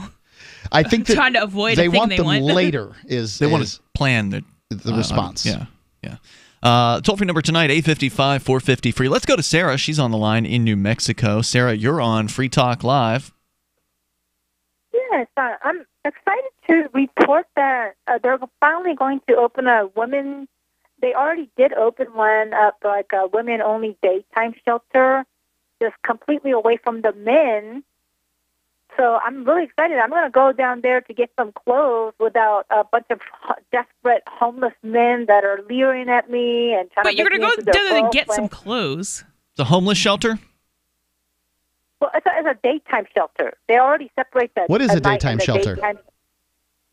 Well, we're places where you could take a nap and get lunch, and use the phone, get mail there. Places to go instead of looking for a job, right? Well, people that or homeless, that need a sack lunch. So it is a homeless shelter. Like but it's not an overnight homeless shelter, is what you're saying. The it's homeless like shelter that I support here in Keene, New Hampshire, on an annual basis. They have a drop-in center there. They do, but they basically have that open. It has information on how to get jobs. They don't give like away food at the drop-in center. And then they kick people out to go look for jobs. Well, they kick people out when they're open for the overnights. The homeless shelter you're talking about, Mark, here in Keene, is a privately run shelter that is open overnights for the 100 coldest nights of the year. They kick people out in the morning. They don't kick people out of the drop-in center. I mean, maybe if they've been there forever, they'll be like, all right, you got to move on. But the drop-in center is open for people that want to come in and grab a coat or something like that. If they don't have a coat for the wintertime, they do give away things like that they've collected from the community to the homeless folks, or work on their resume, or get some counseling or something like that. So there is something similar going on there. But what you're saying, Sarah, that makes this one in New Mexico special to you is that it's women's only. Now, is this a government-run shelter? Well, it was actually formerly run by the rescue mission, and they changed their name to Steel Ways. But it's funded by the church. Funded by a church. All right. Well, if that's the case, then I say, more power to them. If it's privately funded, then they should be able to do whatever it is they want to do. I thank you for the call. More coming up. Hunters, anglers, campers, and survivalists. Get back to nature. Expand your horizons with the highest quality, most versatile, unique slingshots and sling bows on the market at slingbow.com. Slingbow products are compact and models start from just $17.98. They're perfect for your bug-out bag or storing in your vehicle. Give yourself and your loved ones the excitement and tradition of Slingbow, a new frontier in archery and truly modern twist on this primitive survival tool. Feel the thrill only at slingbow.com. When you use public Wi-Fi, hackers and identity thieves can see anything you do online. Embarrassing photos, your web history, even your passwords. That's why I use private internet access to encrypt my internet connection for less than 10 cents a day. Sign up now at privateinternetaccess.com, and in just a few minutes, you'll be browsing anonymously and only sharing what you want to share. privateinternetaccess.com. It's time to protect your online privacy. This is Michael Dean from the Freedom Fiends. I've run websites since 1996 and have used over a dozen web hosts in that time. AgristHosting.com is the only one that hasn't broken my heart. Agrist Hosting's uptime and service is stellar, and their DDoS mitigation is the best I've seen. That's important because if you tell the truth in this world, you'll ruffle feathers. And some people will try dirty tricks to silence your voice. No matter what the haters hit us with, Agrist Hosting keeps our websites online. If you have a mission-critical commercial presence or a world-changing activism site, you cannot tolerate any skullduggery. So go with agristhosting.com. Have a WordPress or blog site, but you're not satisfied with performance or uptime? Or just want raw hosting? Want to pay with Bitcoin? Agrist Hosting specializes in high-performance hosting with personalized service. Go to agristhosting.com and click on the button that says Get Hosted. That's agristhosting.com. What do you shop for that you could otherwise buy at Amazon? Pretty much everything, right? Amazon has competitive pricing and they deliver, and that's a big plus. If you could plan ahead in your shopping, would you be interested in saving up to 33%? There's a catch. You have to do your shopping in Bitcoin. But imagine those savings. It's like a huge raise. All you have to do is go to saveatpurse.com. We've saved thousands, and you can too.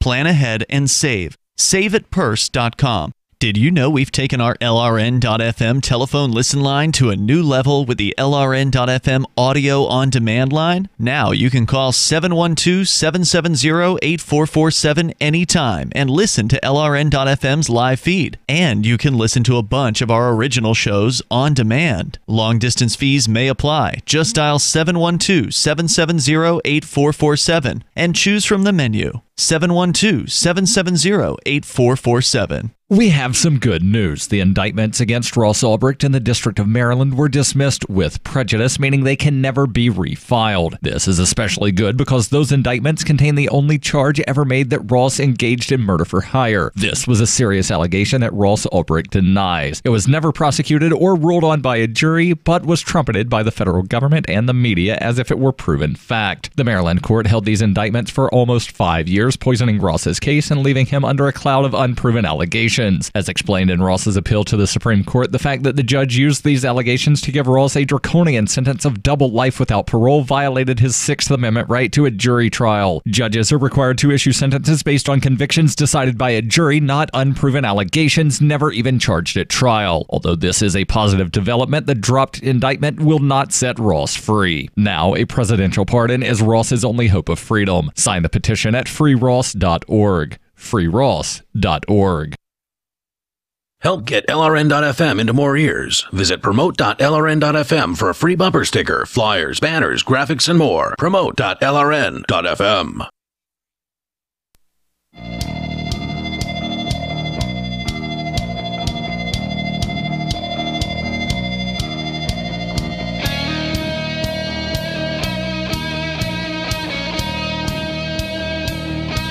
It is Free Talk Live. Dial on in here, toll free. Bring up whatever you want. Our number is 855-450 free like freedom. That's 855-450-3733. And also, you can join us online over at freetalklive.com. We got a lot of features. They're all completely free for you, so head on over there and enjoy those.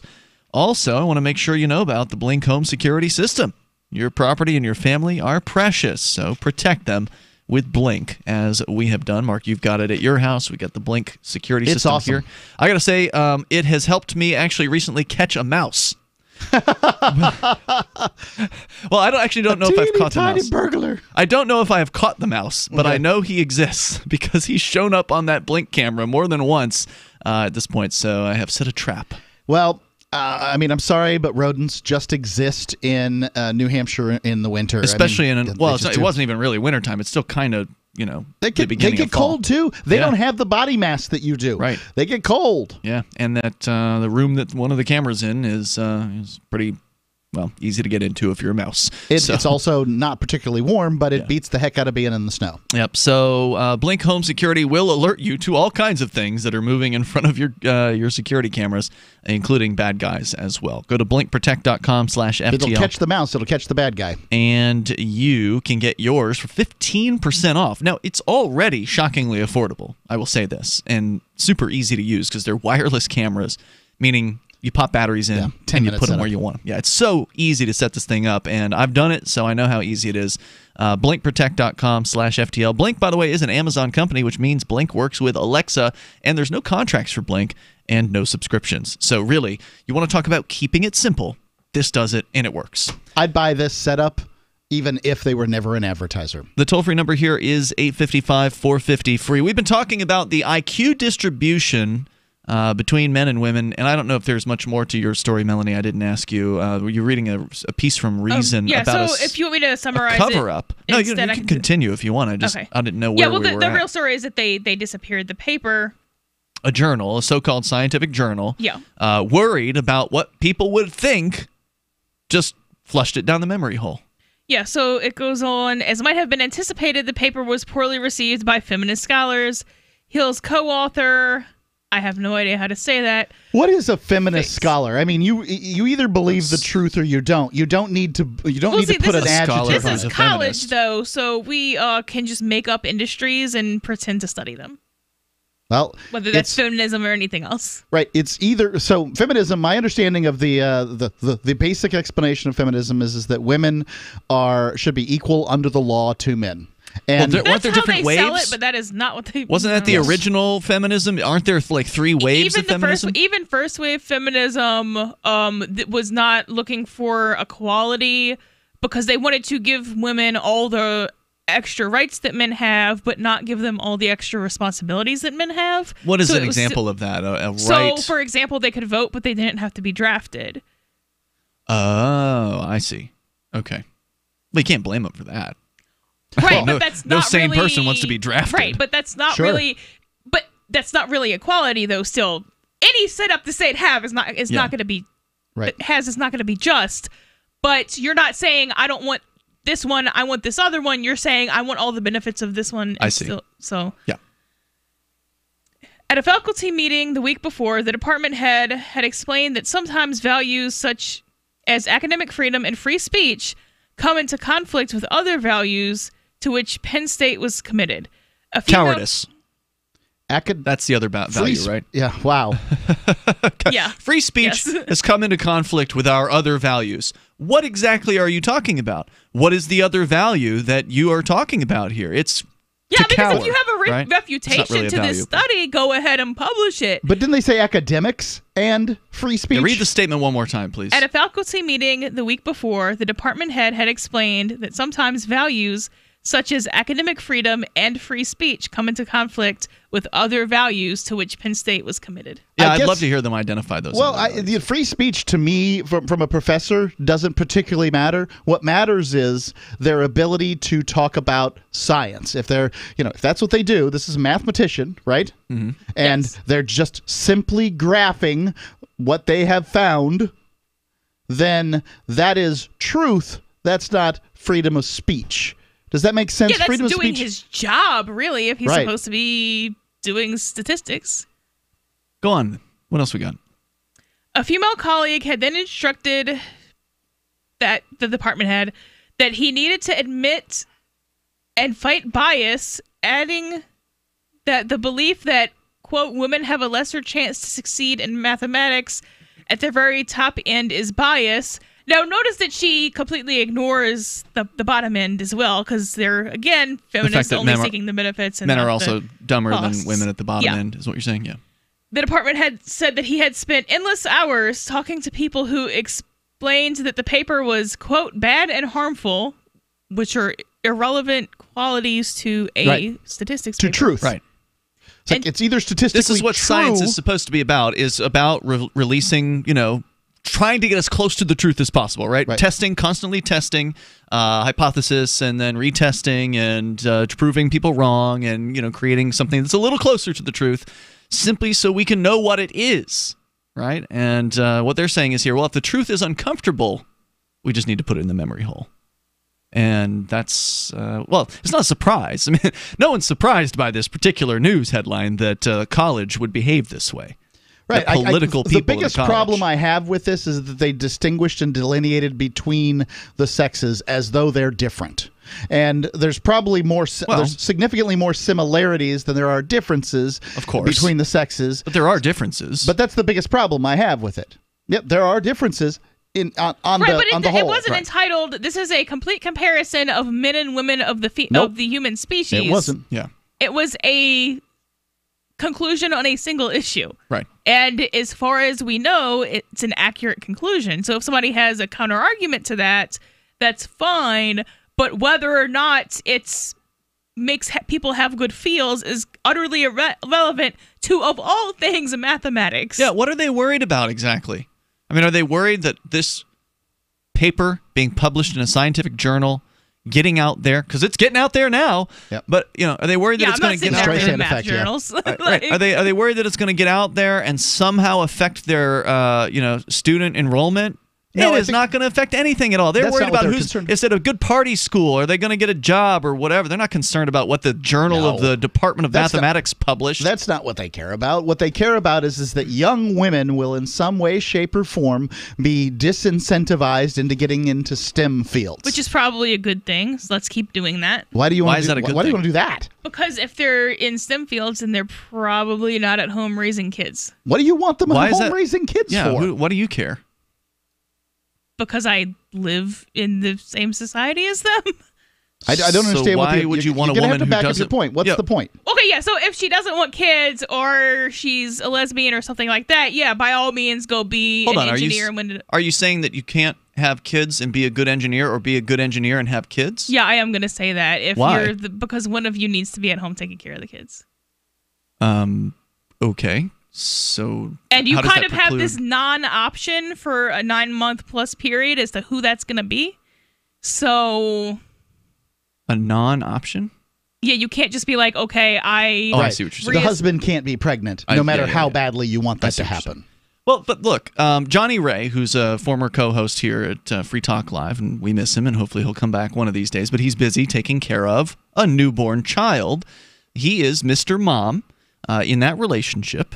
And the reason why that was chosen was because, well, the mom is a school administrator at a charter school, and the fact is, she does more, work than he does as far as bringing more money in. She's got the higher paying job. Yeah, So he does plenty of work. There's nothing wrong. Right, he was a janitor. And he's still doing a little bit of janitorial work, but not very much compared to what he was doing. He's doing Mr. Mom.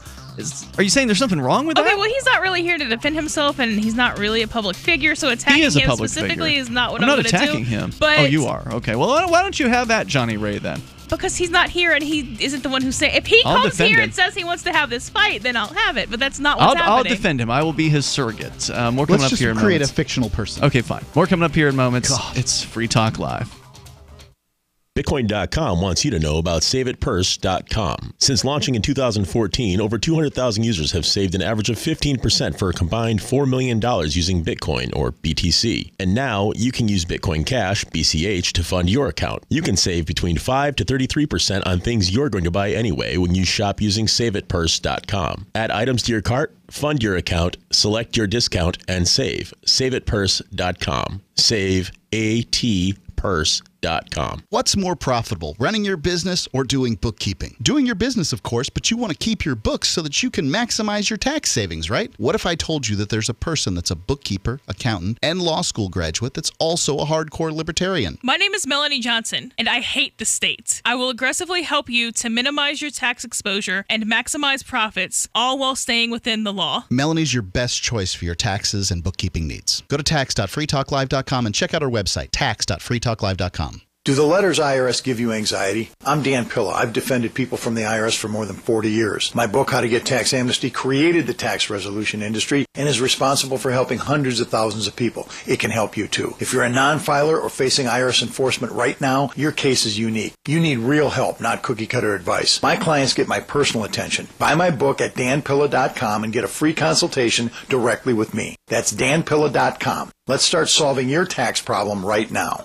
Most of you know that heart disease is the #1 silent killer in the U.S. What if I told you for just $54.95 a month you could fight against heart disease naturally? At Heart and Body Extract, we've been helping thousands of people get back to a healthier heart. Don't just take my word for it. Check out all of the success stories at hbextract.com, or to order, call 866-295-5305. That's 866-295-5305. hbextract.com. Don't risk it when you can take charge of it. Is spreading the message of liberty, cryptocurrency, and peace around the globe worth $2 per month to you? As you may already know, in addition to our internet feed, LRN.FM broadcasts on free-to-air satellite across North and Central America, as well as Sub-Saharan Africa. And we've been available on satellite for free 24/7 since 2010. The LRN.FM free-to-air satellite signal is reaching some of the most oppressive regimes in the world, and there's no doubt our ideas are making an impact. You can learn more about the channel's impact by watching the 3-minute video at fund.lrn.fm. If you'd like to help free minds globally with our ideas of liberty, cryptocurrency, and peace, you can donate as little as $2 per month via fund.lrn.fm. You can help us continue and expand our satellite broadcast to multiple continents. Visit fund.lrn.fm today, and thank you for your help. Don't forget to share the link on social media. That's fund.lrn.fm.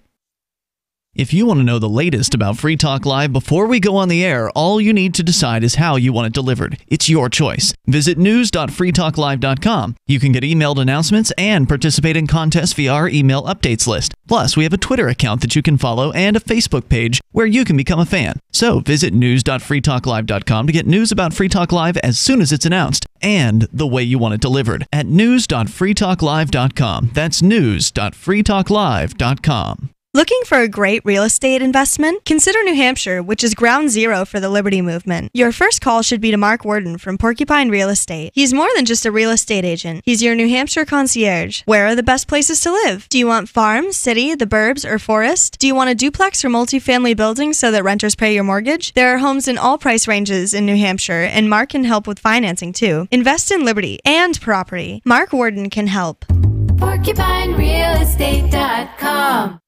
Some of our live shows are streamed in HD on Twitch. Please follow and share at twitch.lrn.fm. That's twitch.lrn.fm.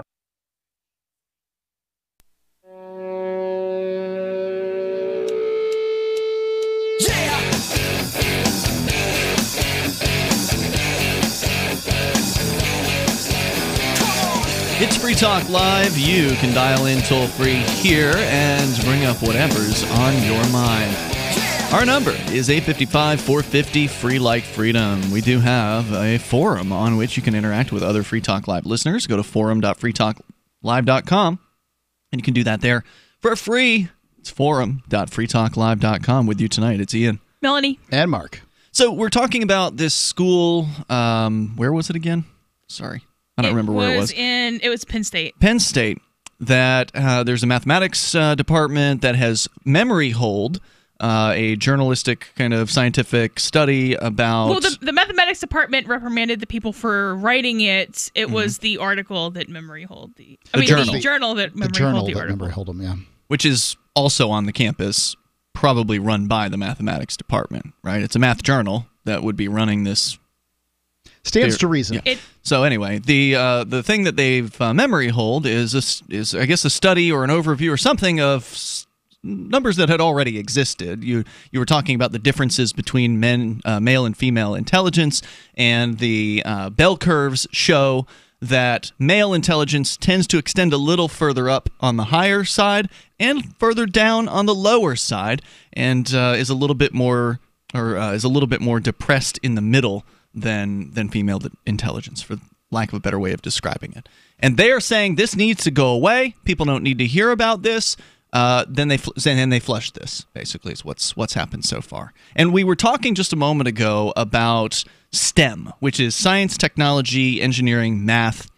And you seem to be vehemently against the idea of a woman who wants a child also going into STEM. Yeah. So any kind of I didn't, by the way, okay, so before I get 300 emails, I'm a hypocrite. I'm also against me having gone to law school. So because you're involved in math for a living, you're an accountant, right? Okay, so they don't teach you to add and subtract in STEM. No? Doesn't what you do as an accountant count as math? They teach you how to add and subtract in grade school, Ian. Yeah, but I don't want to hire an elementary schooler to do my accounting work, Mark. I understand. I want to find somebody who's comfortable with numbers, who's good with numbers, and who likes numbers. That's a mathematician. Sounds like you, Melanie. Yeah, so they teach financial law in accounting classes. They teach advanced math in STEM classes. So you're saying you're not advanced enough to be considered a mathematician, even though you do math frequently as part of your job? That's probably true. Okay. Nobody who hires me, or even that I think I've ever talked to, would need that. When do you I mean, I don't know what the definition of a mathematician is. When does one become a mathematician? Is it when one you does start using something variables? more than accounting? Accounting would only be on the periphery of mathematics. Accounting is more of a arithmetic, trade, not mathematics. Yeah. All right, so you're exempting yourself from the category of mathematician, so it's Because okay I'm not for one. you to have children. Is that right? Okay, so I just... As an attorney, she said that she felt that was too career-oriented. Yeah. However, an accountant... She's not an attorney. She just went to law school. That's correct, but she chose not to take her bar exam, and she did it for a principled reason. Okay. Yeah, so if you are going to raise a kid, then also having a demanding career that advances quickly, or not that advances quickly, that the knowledge base advances quickly, those two things don't go together. You're going to neglect one or the other. It is saying here that accounting and finance are not considered STEM majors, according to Quora.com. Excellent. But what I brought up was an example of Johnny Ray, and you said you didn't want to talk about Johnny Ray, so we'll just say a faceless janitor who has a relationship with a woman who works at a school as an administrator. They decided that the faceless janitor should stay home and take care of the child while the woman goes to work. Is that something objectionable to you as well? It is sub-ideal for the opposite person that has all the natural abilities to be the one to take care of the kids, especially when they're very young, and you're literally chemically altered to be the one at home taking care of the kid. Yes. So, look, he can't breastfeed the kid. I don't disagree that it is suboptimal. However, I would also argue that every family is suboptimal in some way. You mean? Yeah, yes. They're all suboptimal. That's fair, but you can also, and there are different points at which you can actually make decisions. And so I can't go back through a time and not have gone to law school. Somebody else can't go back in time and not have become a single mom. Somebody else can't go back through time and not whatever. But as you're making decisions, granted you're not ever going to be perfect, making decisions that are going to make your situation more suboptimal is kind of by definition not the right decision. So if you end up in a relationship with somebody who is your earning superior, right? As a male, I as a male end up in a relationship with somebody who makes more money than I do. And this makes a lot of people uncomfortable. We do. Yeah, that does happen. And I don't think I would do well in that, mind you. I did have a girlfriend who was basically an heiress to several $1 million. Really? And I couldn't live with the way she treated waiters. And, and just didn't. There was so much about her attitude I just didn't like. I've quit hanging out with people for that exact reason. That's a good litmus test, I think. It happens exactly once with it's a good litmus test because one of the first things you're going to do with somebody is go out on a date, on a dinner date. You're going to get to see how they interact with the help. Yeah. You know? So besides that, I mean, that's my God, if you're super wealthy, you should treat a waiter even better because you can afford to tip well. So I suppose I could have ended up in a situation like this. This girlfriend I had some time ago, I certainly wasn't making good money at the time. Right. Let's say she was really good with waiters and super awesome. And right. And whatever the reason was, I end up in a situation where this is my relationship as it exists. Are you saying that we should choose not to have children because she makes more money than I do? Or what is it? You said she was an heiress. Well, yeah, but part of it is working for her father's company where she gets paid disproportionately high wages. She's got to be a good girl until she can become an heiress, till daddy dies. Right. She does not receive a trust fund. She works and gets paid more than she would. She does a job and gets paid more than she would get paid for that job. Okay, well, my first inclination would be to see if that can be renegotiated to her husband instead of her. I don't know what the position you mean he would take over her job? I don't know what the position is and whether or not Mark can do it or who can do it or what skill set it requires. That was offered. Okay, then would you define yourself as an anti-feminist?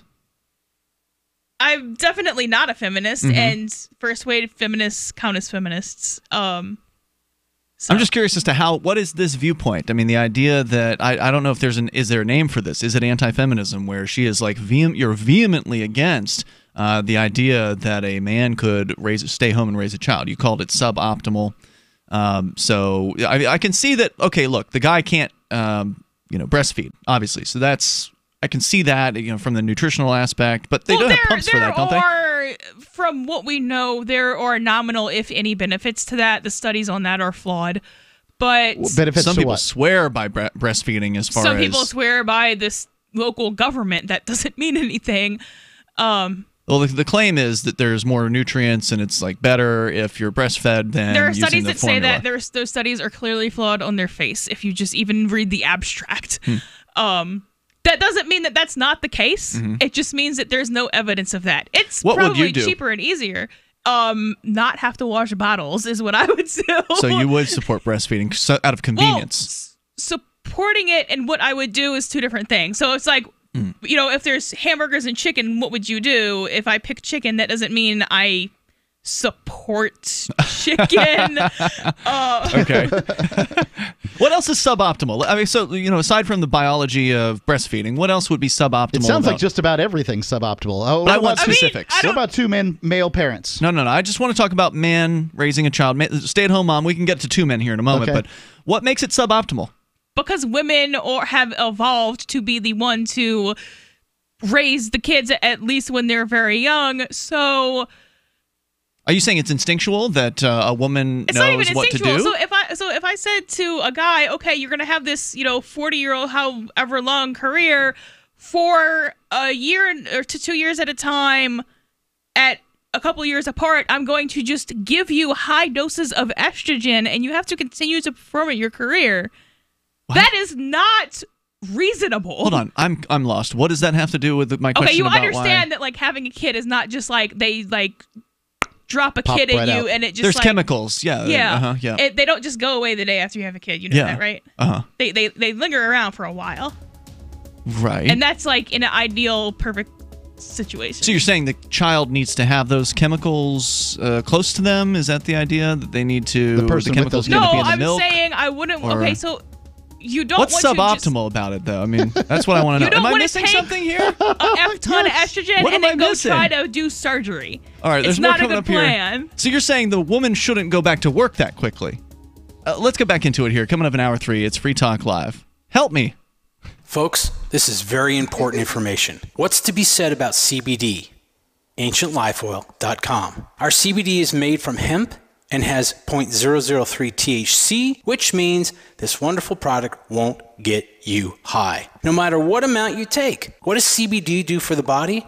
My hands are tied, but you can Google CBD benefits and be astounded. When you're finished reading, you'll want to log on to AncientLifeOil.com. That's AncientLifeOil.com. and purchase. Life is good when you feel good. People are tired of pain. People are asking for non-GMO organic products to help them with you fill in the blank. Legal in 49 states, and again, our CBD is made from hemp. Ancient Life Oil is about helping people one by one by one. If you wonder how good the product is, the CEO takes it every day without miss. AncientLifeOil.com. That's AncientLifeOil.com. Have a great day. Are you tired of governments murdering people around the world? Stop using their money. There is an alternative. Bitcoin is a stateless, free market, non-political currency. Bitcoin cannot be inflated or controlled by any government. By using their money, you are helping the state. Stop doing it. You have an incredible alternative available now. Learn it, use it, spread it. Get started with Bitcoin at Bitcoin.com. That's Bitcoin.com. Some of you asked, and now we've delivered. LRN.FM's live Keene, New Hampshire studio shows are now streamed in HD on Twitch. Visit our channel at twitch.lrn.fm and give it a follow. If you have Amazon Prime, you get one free subscription on Twitch. If you use it on our channel, Twitch will give LRN.FM a monthly piece of your Prime subscription cost. So please watch, follow, share, and subscribe to twitch.lrn.fm. That's twitch.lrn.fm. You're listening to the live edition of Free Talk Live. Hour number 3 is next after the news here on the Liberty Radio Network at LRN.FM.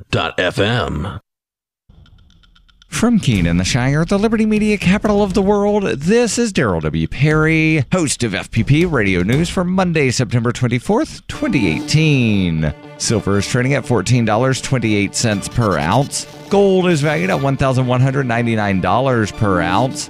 Zen is trading at $16, and the average price of Bitcoin is $6,626.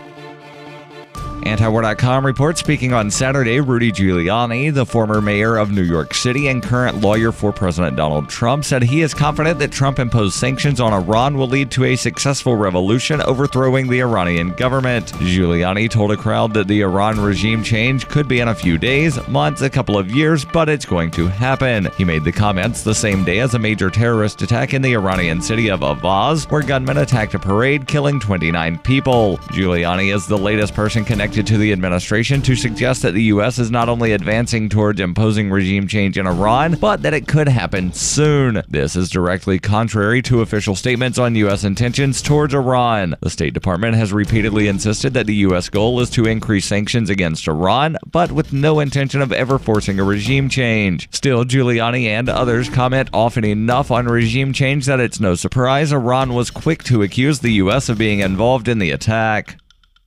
Are you an advocate for free market money? Do you promote Bitcoin as an alternative in a fiat-centric world? Then you need Spendabit in your arsenal, the search engine for things you can buy with Bitcoin. Spendabit aggregates millions of products from thousands of Bitcoin-enabled merchants. Keep your money in the free economy. Visit spendabit.co today. Bitcoin merchants, ask about our merchant suite to reach even more customers. Spendabit.co. UPI reports in an auction that ended Saturday for control of British broadcaster Sky, Comcast outbid 21st Century Fox and its backer Disney with a winning bid of $39 billion.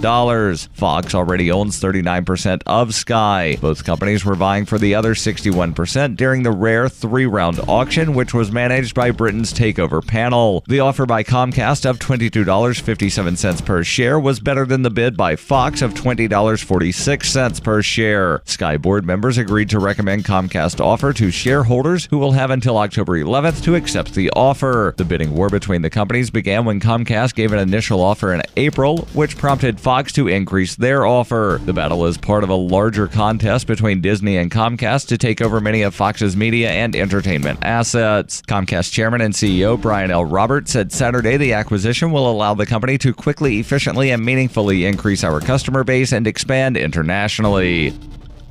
Born into a devastating world and raised among the crowd, the Cloudwalker assumes a new identity and begins the unrelenting quest for truth. In this epic journey, he discovers dark secrets about aspects of his previous life that he once trusted. Through the Journal of the Cloudwalker, he shares both the traumatic hardships and the eternal beauties of his experiences. Fueled in the beginning by his unsettling thoughts and emotions, he learns how to find peace with everything he has woken up to. Dear Society by the Cloudwalker is available from Amazon.com and all major bookstores. Reuters reports rain-swollen rivers in North and South Carolina kept rising on Sunday and were forecast to remain at flood levels for days, according to the National Weather Service, more than a week after the landfall of Hurricane Florence, already blamed for at least 40 deaths. Georgetown County spokeswoman Jackie Broach Akers told Reuters as many as 8,000 people in and around Georgetown, South Carolina have been strongly urged to evacuate flood-prone areas along the Waccamaw and Petey rivers. Emergency management officials began sending pre-recorded telephone messages to residents in harm's way over the weekend and will probably start going door to door in the next few days. Authorities expect 5 to 10 feet of flooding in neighborhoods encompassing more than 3,500 homes close to the two rain-gorged rivers flowing into the Winyah Bay on the way to the Atlantic Ocean, according to Broach Akers. The flood zone includes Georgetown at the river's confluence and the coastal resort community of Pawleys Island. The county plans to open emergency shelters at 7 a.m. on Monday, and hotels outside the flood zone in nearby Myrtle Beach are offering discounts to evacuees. State transportation crews were working to erect temporary dams on either side of U.S. Highway 17, the main coastal route through the area. And National Guard engineers were installing a floating bridge at Georgetown in case the highway is washed out at the river. 9 days after Florence came ashore, the National Weather Service said flooding would likely persist in the coastal parts of the Carolinas for days as the high water crest of numerous rivers keeps moving downstream towards the ocean. This has been FPP Radio News. Online at fppradio.com. A report on obesity rates released this week by the CDC confirmed that millions of courageous Americans continue to overcome the media's persistent pressure to be thin. Researchers told reporters that while the vast majority of film and television continues to portray thin, in-shape people, over 30% of Americans remain resolved in their effort to stand up to idealized images of men and women. Every day, people are inundated with unvarying images of slim men and women, but millions of heroic Americans continue doing their best every day to maintain BMIs of 35 or higher. These people aren't afraid to fly in the face popular culture deems acceptable and bravely eat and drink whatever they want, whenever they want. In other news, the nation's single men announce a plan to change their bed sheets by 2019. A woman who left the room crying earlier expects to jump back into the party just like that. And a courtroom artist is clearly infatuated with the bailiff. This 2.5-minute-long session of immersion therapy is finally complete. Your crippling fear of watching video news recaps should no longer be a problem. For more, keep checking theonion.com.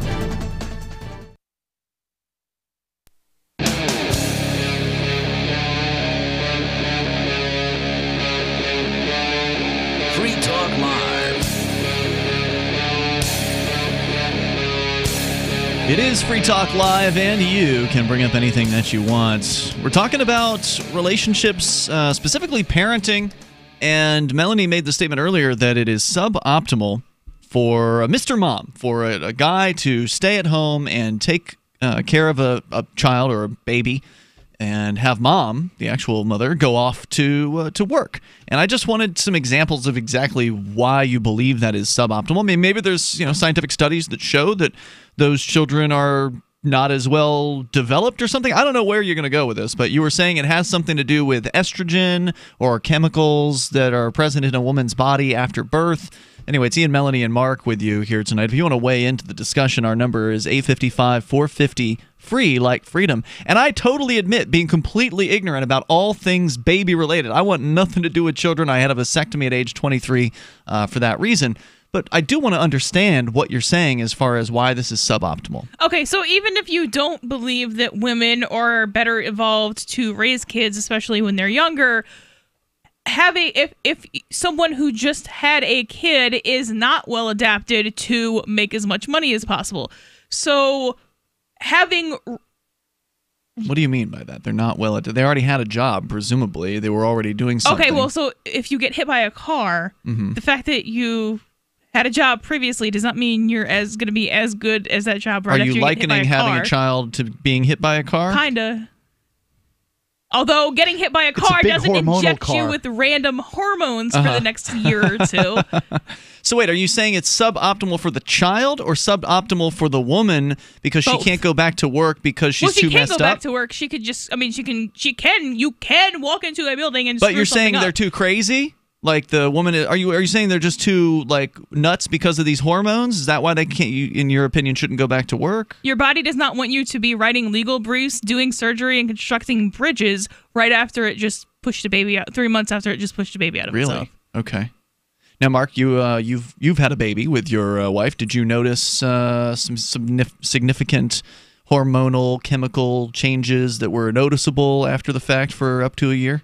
She was concentrating on her job, which was taking care of a child. Yeah. She seemed very insular, like focused on the home. There, things outside of the home were of no consequence and no importance to her. Now, to me, that's just focus. Yeah. But I suppose that the things that Melanie's saying could be true, but my wife took on taking care of a child as her full-time job. Right. She did do a little bit of part-time work on her computer, some bookkeeping work for a business that she had been working for before she had her child, but she gave that up at some point because basically she couldn't focus.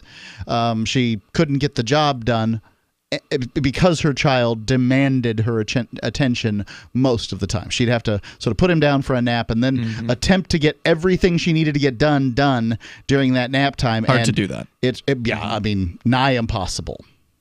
Okay. So the couple I was talking about is basically the reverse, where the man has taken it on as a full-time job, taking care of the newborn child, and the woman works at a school during the week. On the weekend. I would also want to point out that the example that you're pointing out is a government job. So you don't actually have to perform or produce anything. It's a charter school, so it's not exactly the same thing as a government job. No, charter schools are government jobs. They are government entities. They are funded by the government and regulated. Private entities funded by the government. You don't pay tuition to go to a charter school. All Melanie's saying is that there's a certain amount of mailing it in this job.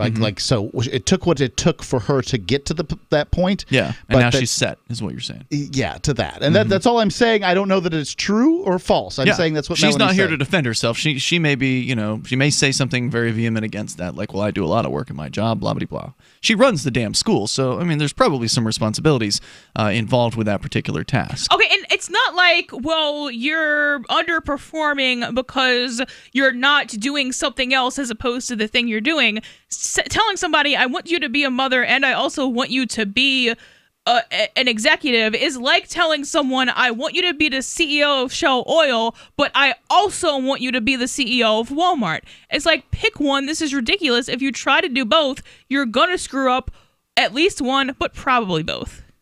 I've got a sign on my desk. It has a bald eagle, because everybody likes to take pictures of those things. And it says, focus. If you attempt to catch two mice, you will miss them both. Sure. From what I understand, by the way, I don't think eagles chase mice. Yeah, from what I understand, she does focus on the job during the week. And then on the weekends, he gets to go out and do a little bit of work because he's still doing a little bit of janitorial, but his full-time job is taking care of the child. All right, well, I don't know if I'm convinced. If you guys want to weigh in, you're welcome to. Our number here is 855-450-FREE. And it would be interesting to see if there was any kind of scientific work that has been done. The government is not going to bankroll a study on the fact that mothers are more productive if they don't go get a job and give 40% of the income to the government. Anecdotally, I disagree with Melanie from sort of the standpoint that people should be free to do what they want and attempt to put together the families they want to put together. Well, I didn't say they shouldn't. She didn't say that. She did not. I do agree with her that most of the things she said sound true to me. Like, women have said things like, the hormones make my head so I can't think. Because your body's wanting you to do, it's giving you the skills to do the job you're supposed to be doing, not to be the CEO of Shell Oil.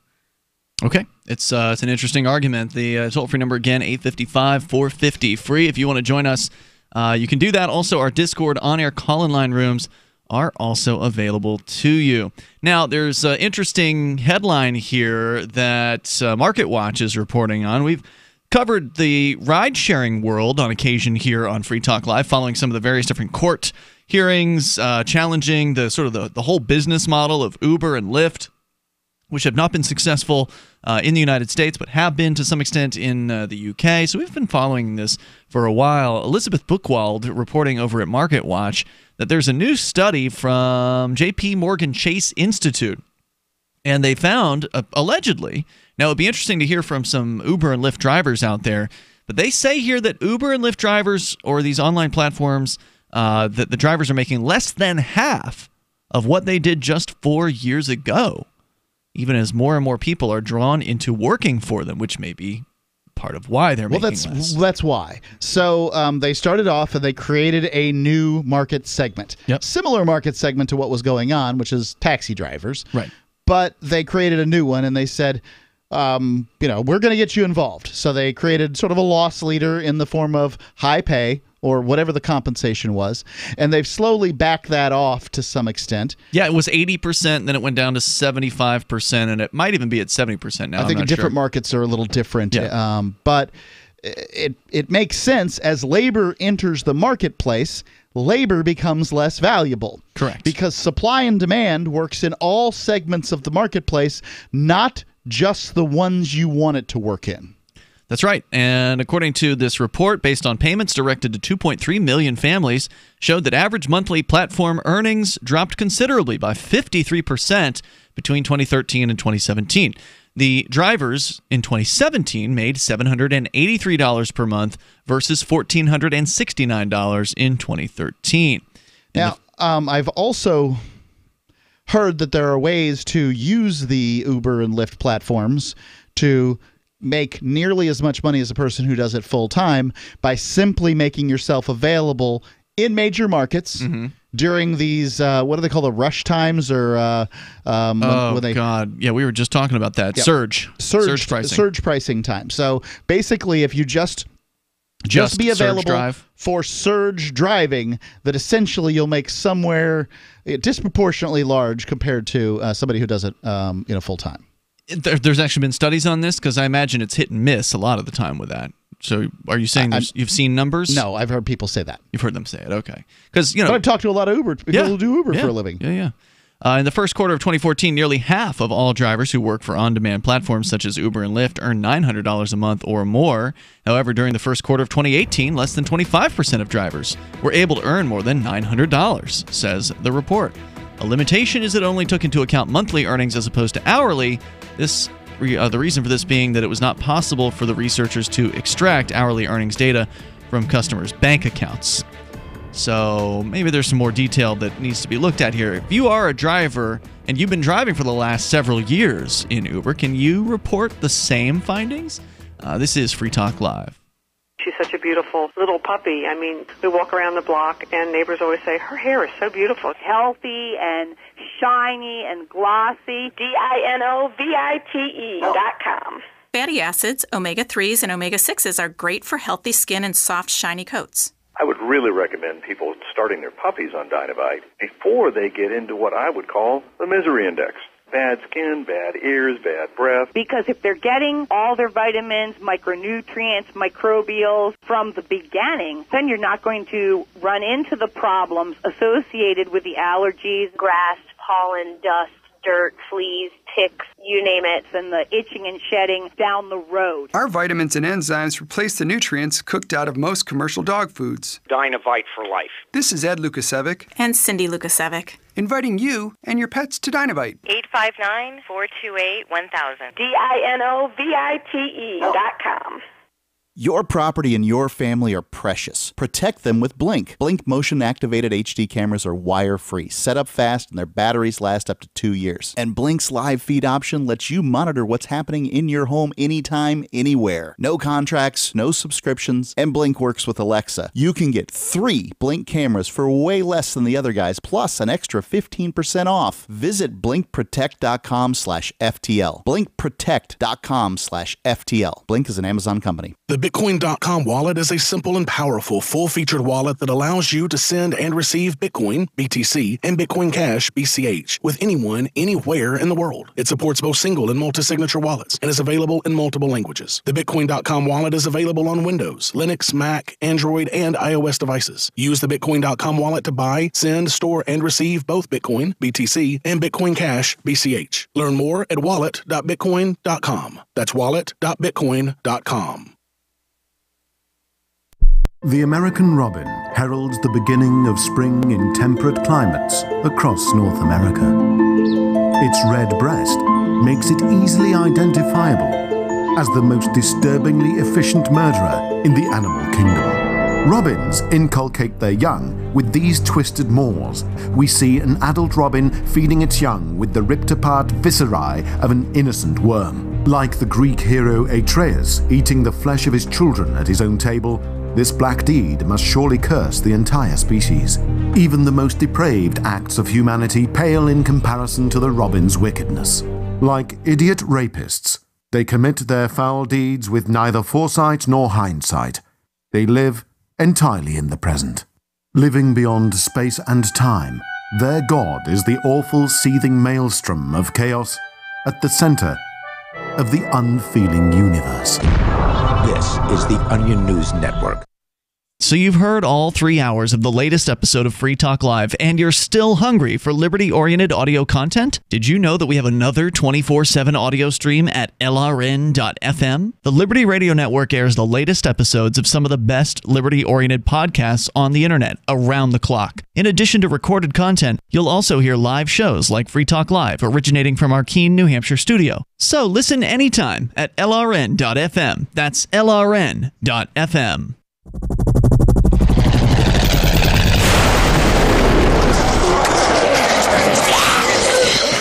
In Survivor Max 2, School Bites, Max must scavenge through a wasteland swarming with the undead. Desperate to find the medicine he needs, he discovers a community of survivors at his former school. Has he finally found the safe haven he's been looking for, or will he discover that school bites? Look for Survivor Max on Facebook, read reviews on Amazon, and read Chapter 1 at survivormax.com. Love what we do? Please help support our international satellite channels at patreon.lrn.fm. That's patreon.lrn.fm.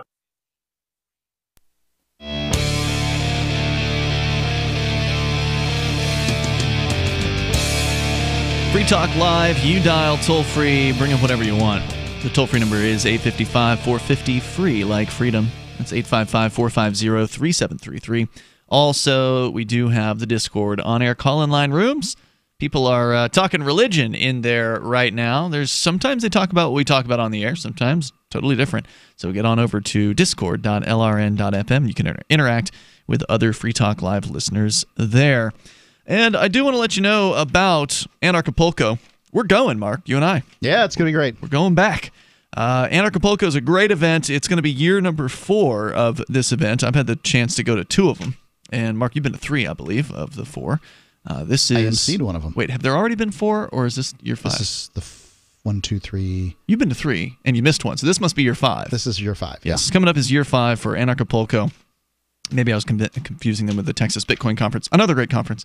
But anyway, Anarchapulco is happening February 14th through the 17th. You're talking about 5 months away.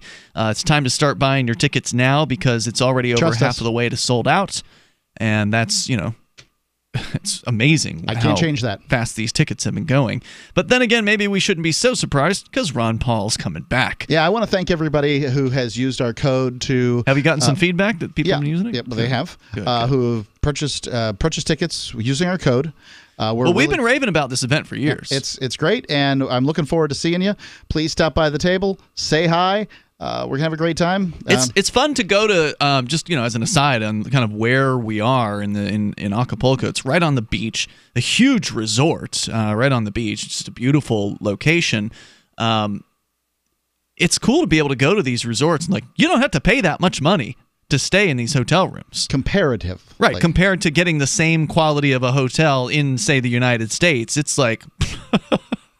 It's shockingly cheap in comparison. Yes, you will be surprised. The resorts tend to be far more expensive than when you go outside the resorts, though. Oh, I'm sure I could go down in the middle of Acapulco and get something, in a motel dirt cheap. Well, no, I'm not talking about where you would. I wouldn't want to stay there. I'd want to be on site. But when it comes to getting your food, I recommend going outside. And oh yeah. Yeah, no doubt. I mean, part of the fun for me of going to Anarchapulco is leaving the resort. I like going to, into Acapulco and exploring restaurants and things like that. By ourselves, completely unaccompanied. I know everybody's worried about crime and all that sort of thing, but that's not been my experience at all. Well, I mean, obviously, crime happens, sure. Right, crime happens, but anytime you go to a city, even if it's a high crime rate city, the odds that you're going to be involved in crime are still pretty low, right? Yeah. So, I mean, of course we're not going to encounter crime. It's very unlikely. But still, the reports are also blown out of proportion. So we don't live in Acapulco, but Angel Clark, who's a former host on LRN.FM, who, by the way, has stopped doing her show. She got burned out on it. She was like, it's not fun anymore. And I said, well, if it's not fun, I definitely don't want you doing it. But anyway, she lives there in Acapulco full time. She's there all the time. And, they don't. When I brought up these objections that people were saying previously of, it's so scary there, there's gang violence, and all these headlines that have made it up to the United States about how awful it supposedly is, she says, no, that's just not the case. Well, like what she says is that Acapulco is the largest city in the state of Guerrero, right? I don't think you're supposed to roll those R's that hard, are you? I don't know. I'm just whatever. I don't know how many R's there are. I'd have to look. If there's 2 R's, you roll it. You trill it. Anyway, that it's the majors, and so basically all the crime in Guerrero is being attributed to Acapulco, even if it happens outside of Acapulco. And that's inaccurate. That's like saying all the crime in New York State happens in New York City. Right. And obviously crime happens in New York City, but largely the tourists are left alone because everybody understands that the tourists are where the money comes from. Mm-hmm. Absolutely. The people there have been very, very nice, very kind. It's great. We found a great taxi driver who we always use when we're there, and it's just fun stuff. So get on over to anarchapulco.com, get your tickets now, and you'll save 15% because you're a Free Talk Live listener when you use code FTL. And I mentioned Ron Paul, but also Judge Napolitano, Doug Casey, Larkin Rose, and others will be speaking about a variety of great topics at Anarchapulco 2019, February 14th through the 17th, although there are things going on sort of outside of that range. So go and check out anarchapulco.com, see what some of the other activities are. You may want to stay longer just because it's so beautiful and it's relatively affordable as far as a vacation goes. Yeah, so you would trill the first set of R's in Guerrero, not the second. Guerrero. Yeah. All right, we go to your phone calls and thoughts. Also coming up more on this Uber and Lyft story. Uber and Lyft are going to counter the allegations of the study saying that drivers are making less, 53% less this year or in 2017 than they did in 2013. But first, we go to James in Arizona. You're on Free Talk Live. Hello, James. What a rarity. I actually agree with Mad Cow Melanie, but I can't imagine who would ever want to have a kid with you, Melanie. You being so ugly on the inside as you are on the out. That's enough out of you. Thanks for the call. Toll-free number here, 855-450-FREE. That's not something to talk about, when you call a talk radio show. It's not a topic, really. Yeah, it's not a topic. It's not interesting. There. It's just rude. And so that's enough out of you. 855-450-FREE. That's the toll-free number here. And if you got something to add, we'd love to hear from you. But there you go. Also, our Discord on-air call-in line rooms are discord.lrn.fm. So JP Morgan Chase, apparently they looked at bank accounts and they looked at sort of numbers going in and out of bank accounts. So it doesn't take into effect the hourly earnings on these Uber and Lyft drivers. Okay. So they're just looking at the bulk amounts that are coming in from these companies. According to, let's see here, limitation in the report is it only took in the monthly earnings. And, quote, we observe when customers are cashing out, but we don't know how much they've been working, said the senior research lead at JP Morgan Chase. Quote, these declines in monthly earnings among drivers may reflect the fact that the growth in the number of drivers could have put downward pressure on hourly wages. They may also reflect a potential decline in the number of hours that drivers are driving. Right. It could very well be that the very unusually low unemployment rate is these people are just catching up time on the weekends and stuff.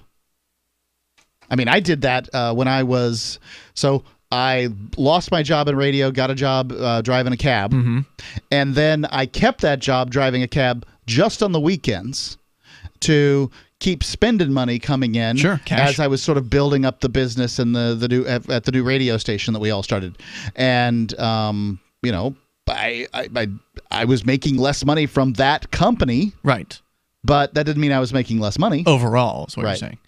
Regardless of whether the drop in earnings was caused by a fall in wages or hours or both, it indicates that driving has become less and less likely to replace a full-time job over the past 5 years, as more drivers have joined the market. And I would say that if indeed more people are driving on these platforms, then yes, that does mean you are less likely to receive the calls. Because the way these things work is when you're a driver, and I was for a short time. I don't want to interrupt. I do want to interrupt. Yeah. I'm really sorry. James is such a cruel bastard. I mean, this is the eve of Melanie's wedding.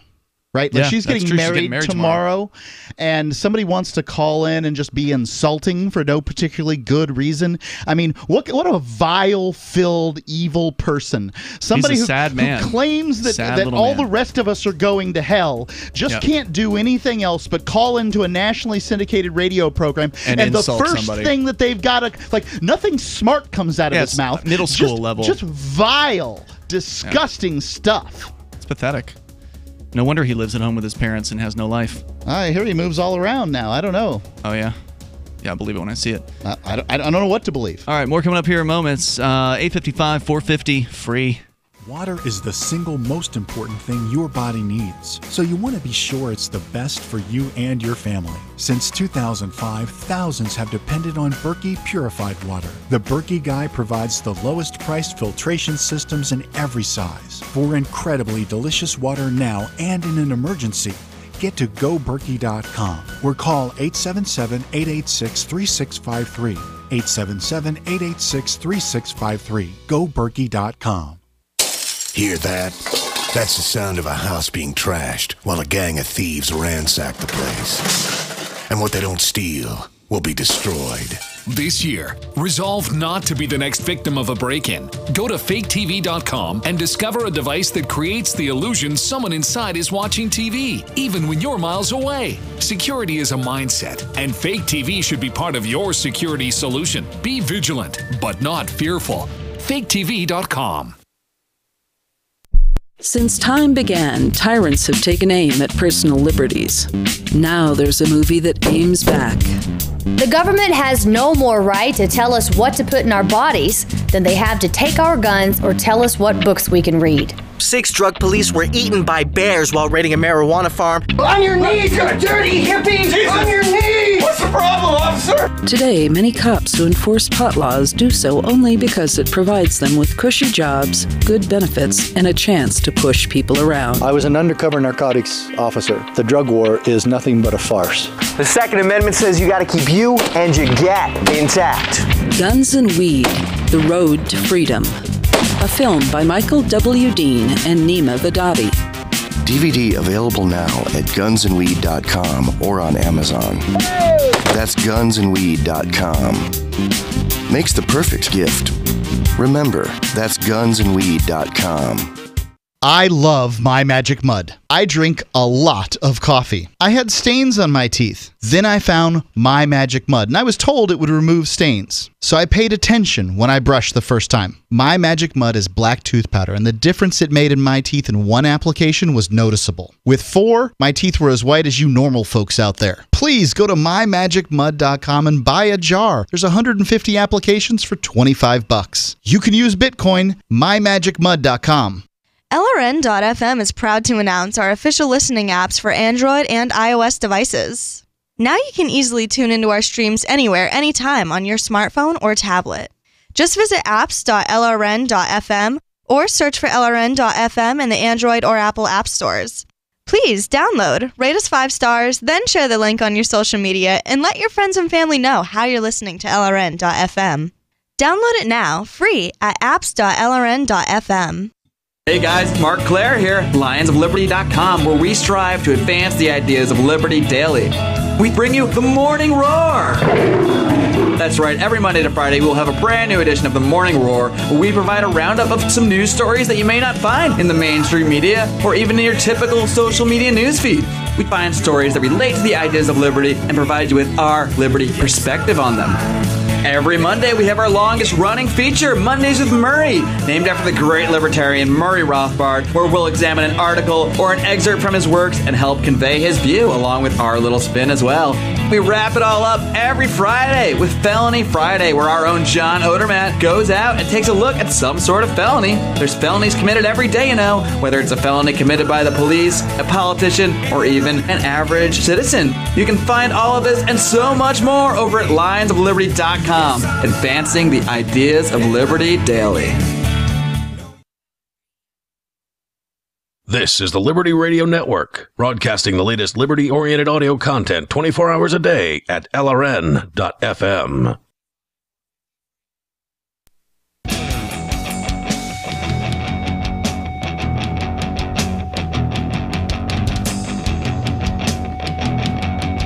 It is Free Talk Live. Dial on in toll free and join us right here. Our number, 855-450, free like freedom. That's 855-450-3733. Also, the Discord on-air call-in lines are there and available for you. If you would like to utilize them, just head on over to discord.lrn.fm and hop on in there, and you'll sound much better than if you call on the phones. Also, I want to thank Steve, who is a longtime Free Talk Live amplifier at the gold level. So Steve is given $10 a month to Free Talk Live to help advertise, market, and promote the show. That's what AMP stands for.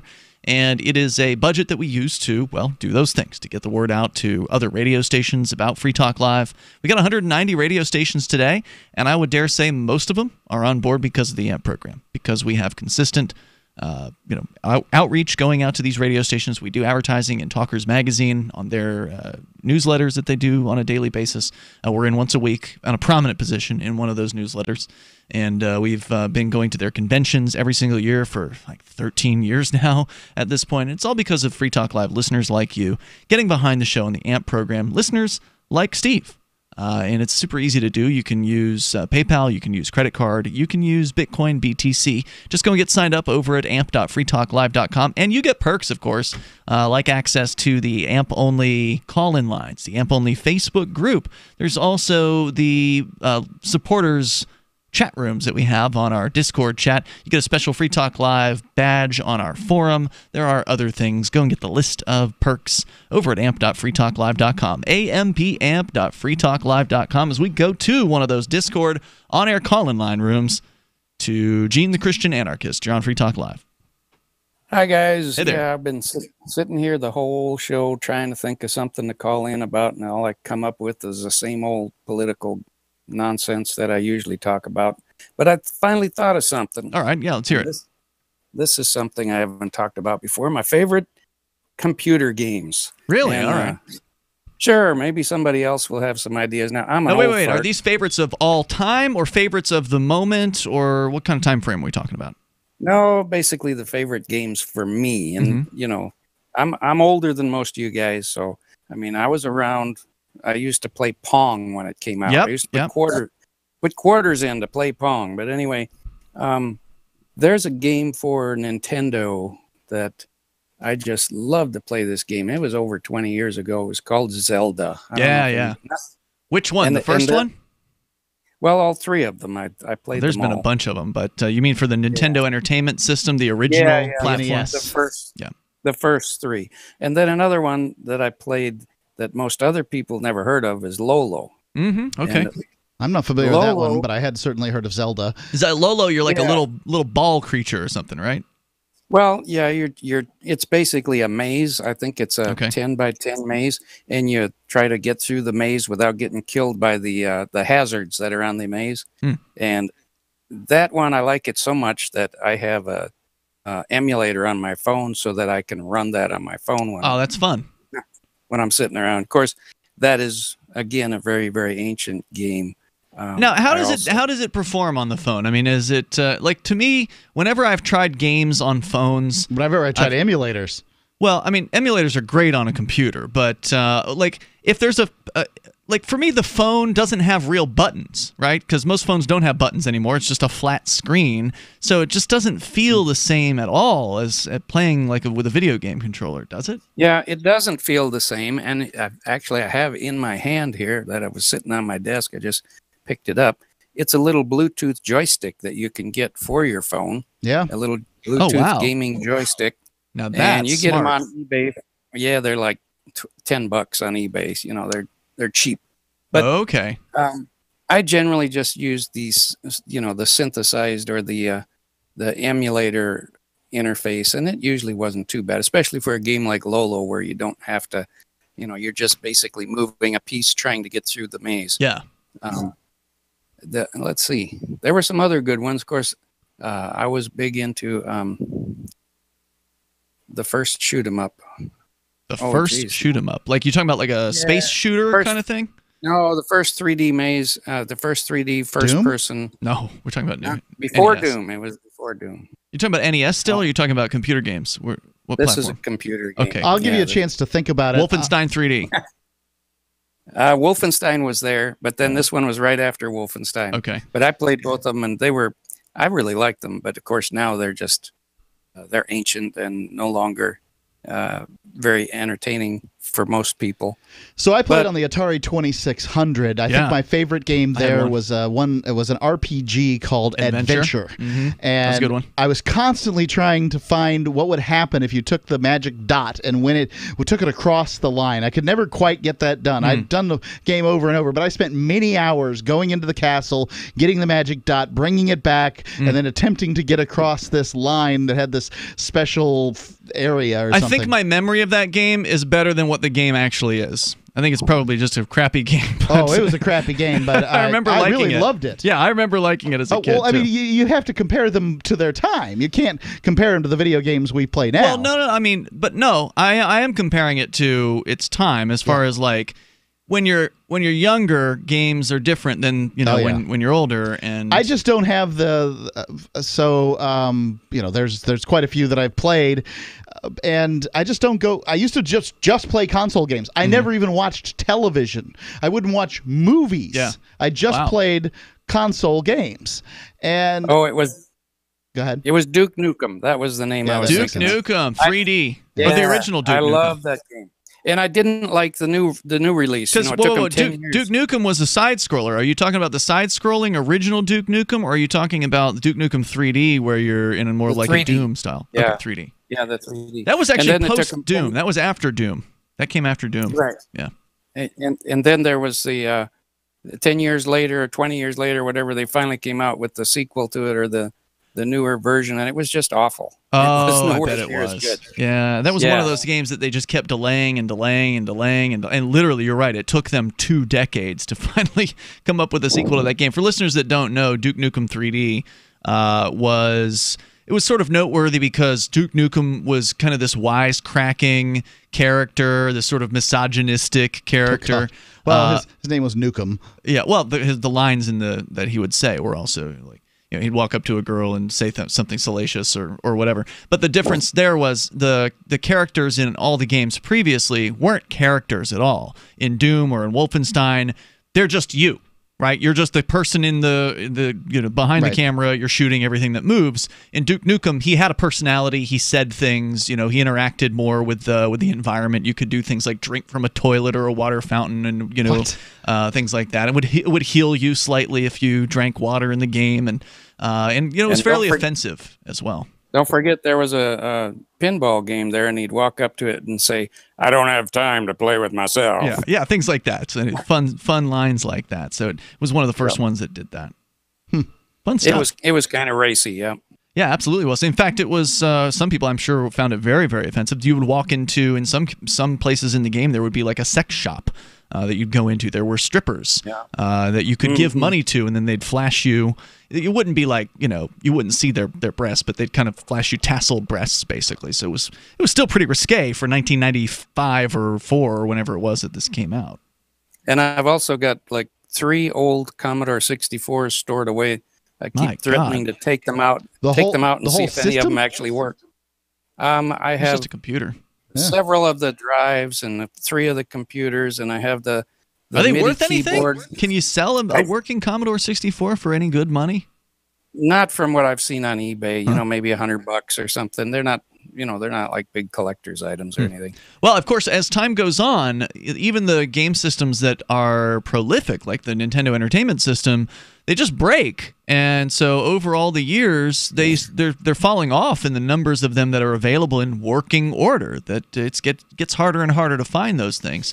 Of course, nowadays, you've actually got systems coming out that are made by third parties that are essentially glorified emulators with cartridge ports on them. You can plug your old Nintendo games into, and you got a controller and everything. They've got games that have every game on them. Like if you buy basically an Atari 2600, you don't have cartridges anymore because every game is on there. Those tend to be the illegal ones, but yes, you can do that. And Gene, thanks for the flashback. I appreciate the call. More coming up here. Free Talk Live. Does your dog itch, scratch, stink, or shed like crazy?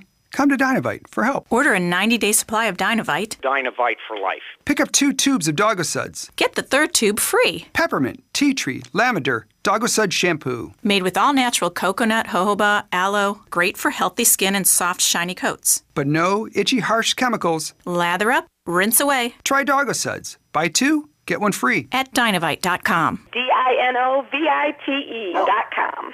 Are you a cryptocurrency advocate? The Crypto Tip is the ideal outreach tool to help new people discover cryptocurrency. It's a printable business card-sized tip that you can give to service providers, preferably in addition to a good cash tip. When the server scans the QR code, it'll bring up an explanation of cryptocurrency, how to install a wallet, and allow them to claim the tip. If they don't claim the crypto, you get your tip refunded to you after a time period you specify. Plus, if they do claim the tip, you get an email alert. Create as many tips as you want at cryptotip.org. That's cryptotip.org. Let's talk tough. Let's talk comfort. Let's talk about down-home value. Made in the USA blue jeans, like you wore as a kid. Remember? There's a place down in Tennessee where they make blue diamond gusset jeans. They show pride in every stitch. Guarantee you'll love the way they fit. They put a diamond gusset in the crotch where you need it most.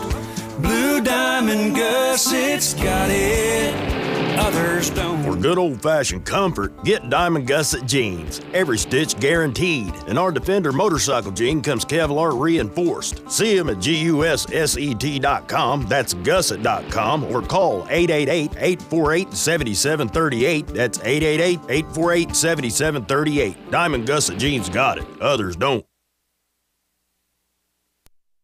Why did you move to the Shire? I moved here to the Shire because there's other people around who take liberty just as seriously as I do. I moved to the Shire because I saw videos of people challenging authority and thought that I could get support myself. It called to me, like, do this right now. I wanted to be around people like me who got it, and once I got here, I knew there was nowhere else that I wanted to be.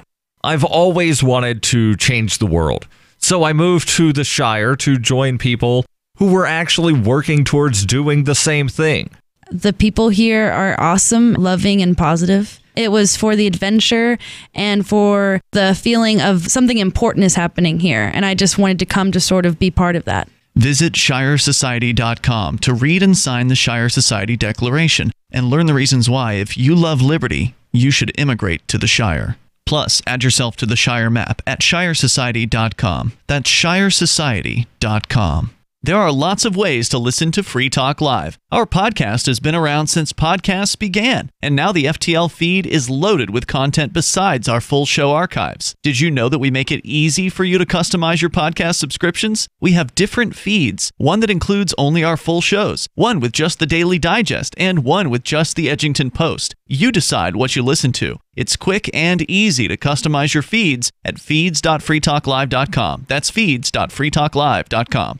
So you've signed the Shire Society Declaration and are planning your move to New Hampshire to be around more liberty-oriented people. Next, sign up for the Shire Society Forum at forum.shiresociety.com. There are a bunch of people there who are already in the Shire, and they want to meet you. If you're already in the Shire physically, you should also come by the forums. Remember, not everyone uses Facebook. New people are signing up for the Shire Society Forum every month, so drop in and say hello at forum.shiresociety.com.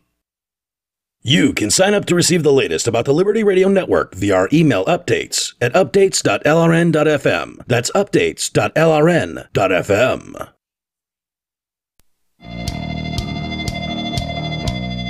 All right, it's another edition of the Edgington Post Show. I am Mark Edge, and I do these little interview segments here on Free Talk Live with the intention of bringing new voices, voices that haven't been heard before here on Free Talk Live. I think that Dr. John Lott has been heard here on Free Talk Live in the past, but I couldn't find the old segment. So now you are very well known in libertarian circles. We've been doing Free Talk Live for more than 15 years, and I can't tell you how many times your names come up on the air with your study, More Guns, Less Crime. Is that right? I don't know if it's come up, but yeah, that's my study. That's the study, yeah.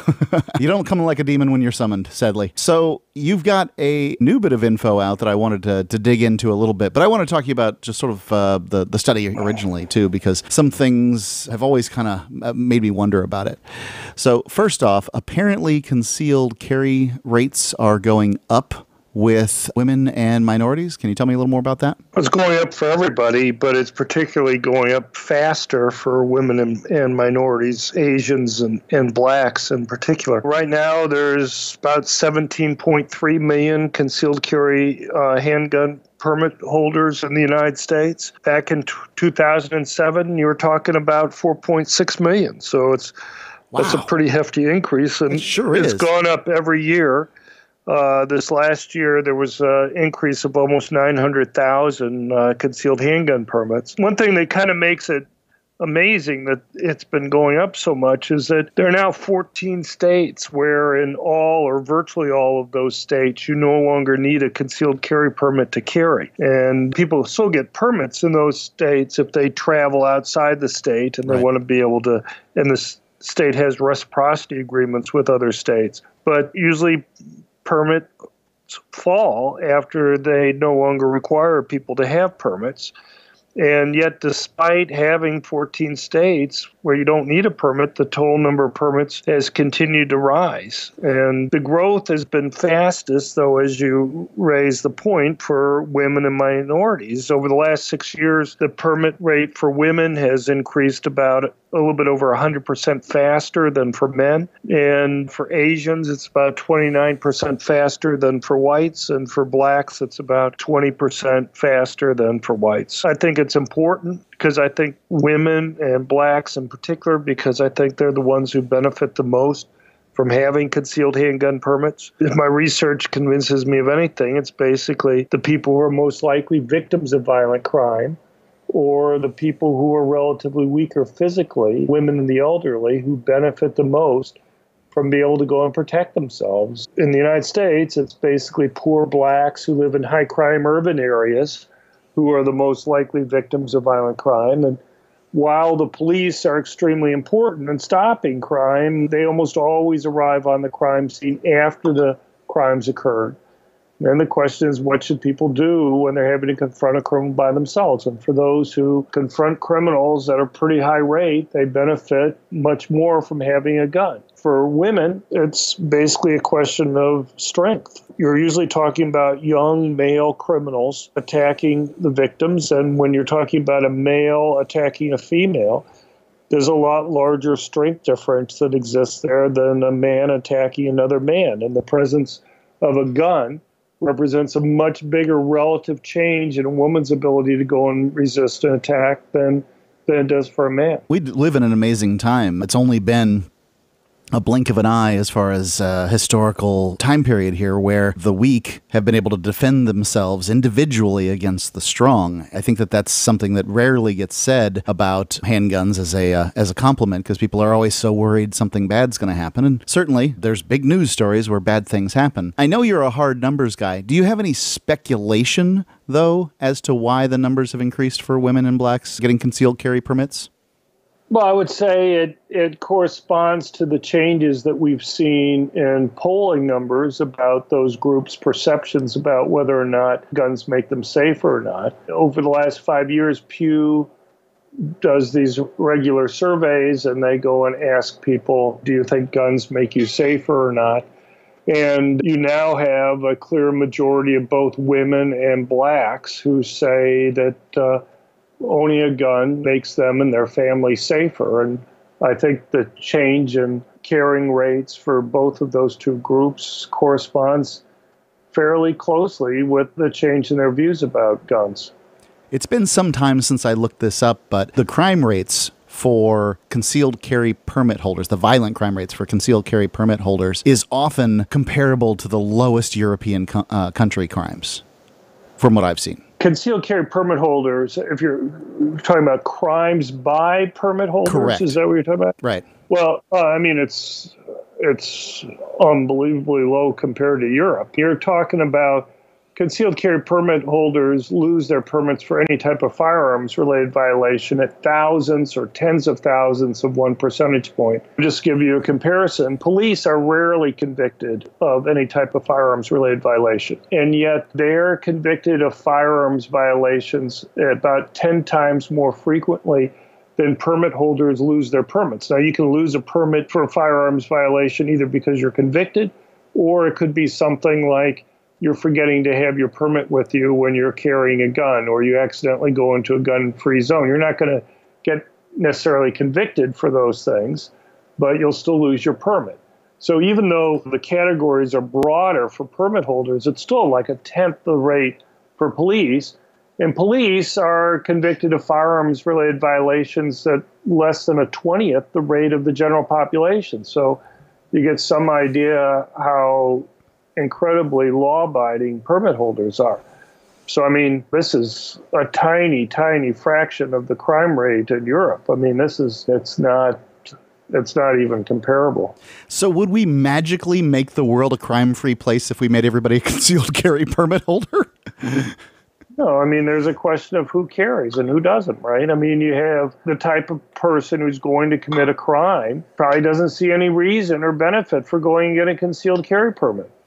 The type of law-abiding citizen who has no desire to commit a crime and, in fact, knows that they have a lot to lose, those particular individuals, if they were to accidentally commit a crime while they're carrying, those people are extremely law-abiding. So I have no idea. I mean, one can only guess what would happen if everybody had to get a concealed carry permit, but my guess is there's something to do with the type of people who go out of their way to go and get a concealed carry permit versus those who don't feel the need to do it. Thank you for all that information. I think that it's relevant, and I really did want people to get that information.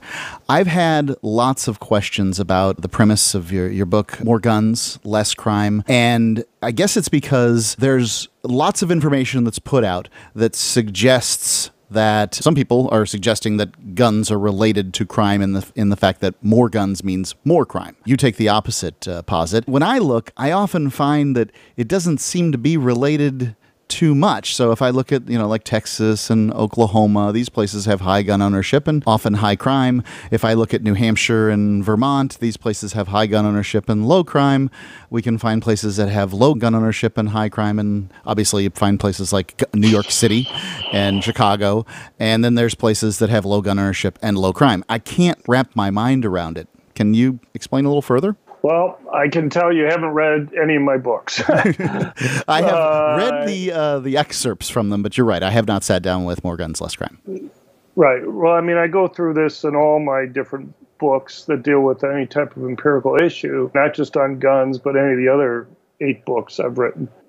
Cross-sectional comparisons are not very useful. There are lots of reasons why crime rates vary across places. I'll give you a simple example. A lot of people will say, look at the UK compared to the United States. Yep. They have extremely strict gun control. Very, very few people own any type of gun, usually shotguns, a few rifles, and they have a very low homicide rate. So it must, compared to the United States, so it must be the strict gun control that causes them to have the low homicide rate. Well, before they had their gun control laws, they had an even lower homicide rate. You look at the 1997, January 97 ban on handguns. Over the next 8 years, the homicide rate in the UK went up by about 50%.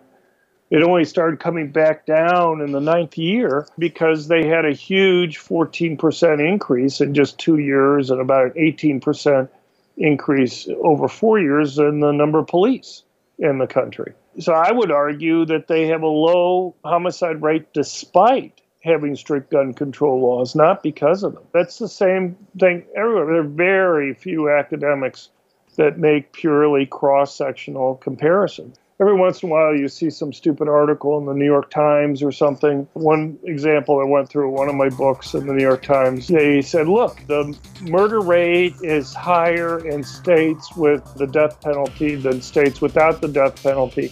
So at the very least, the death penalty doesn't cause murder rates to go down and may even cause it to go up. To hear the rest of this great interview, go to archives.freetalklive.com and get the MP3. Look for today's date there and download or just listen on the web. archives.freetalklive.com.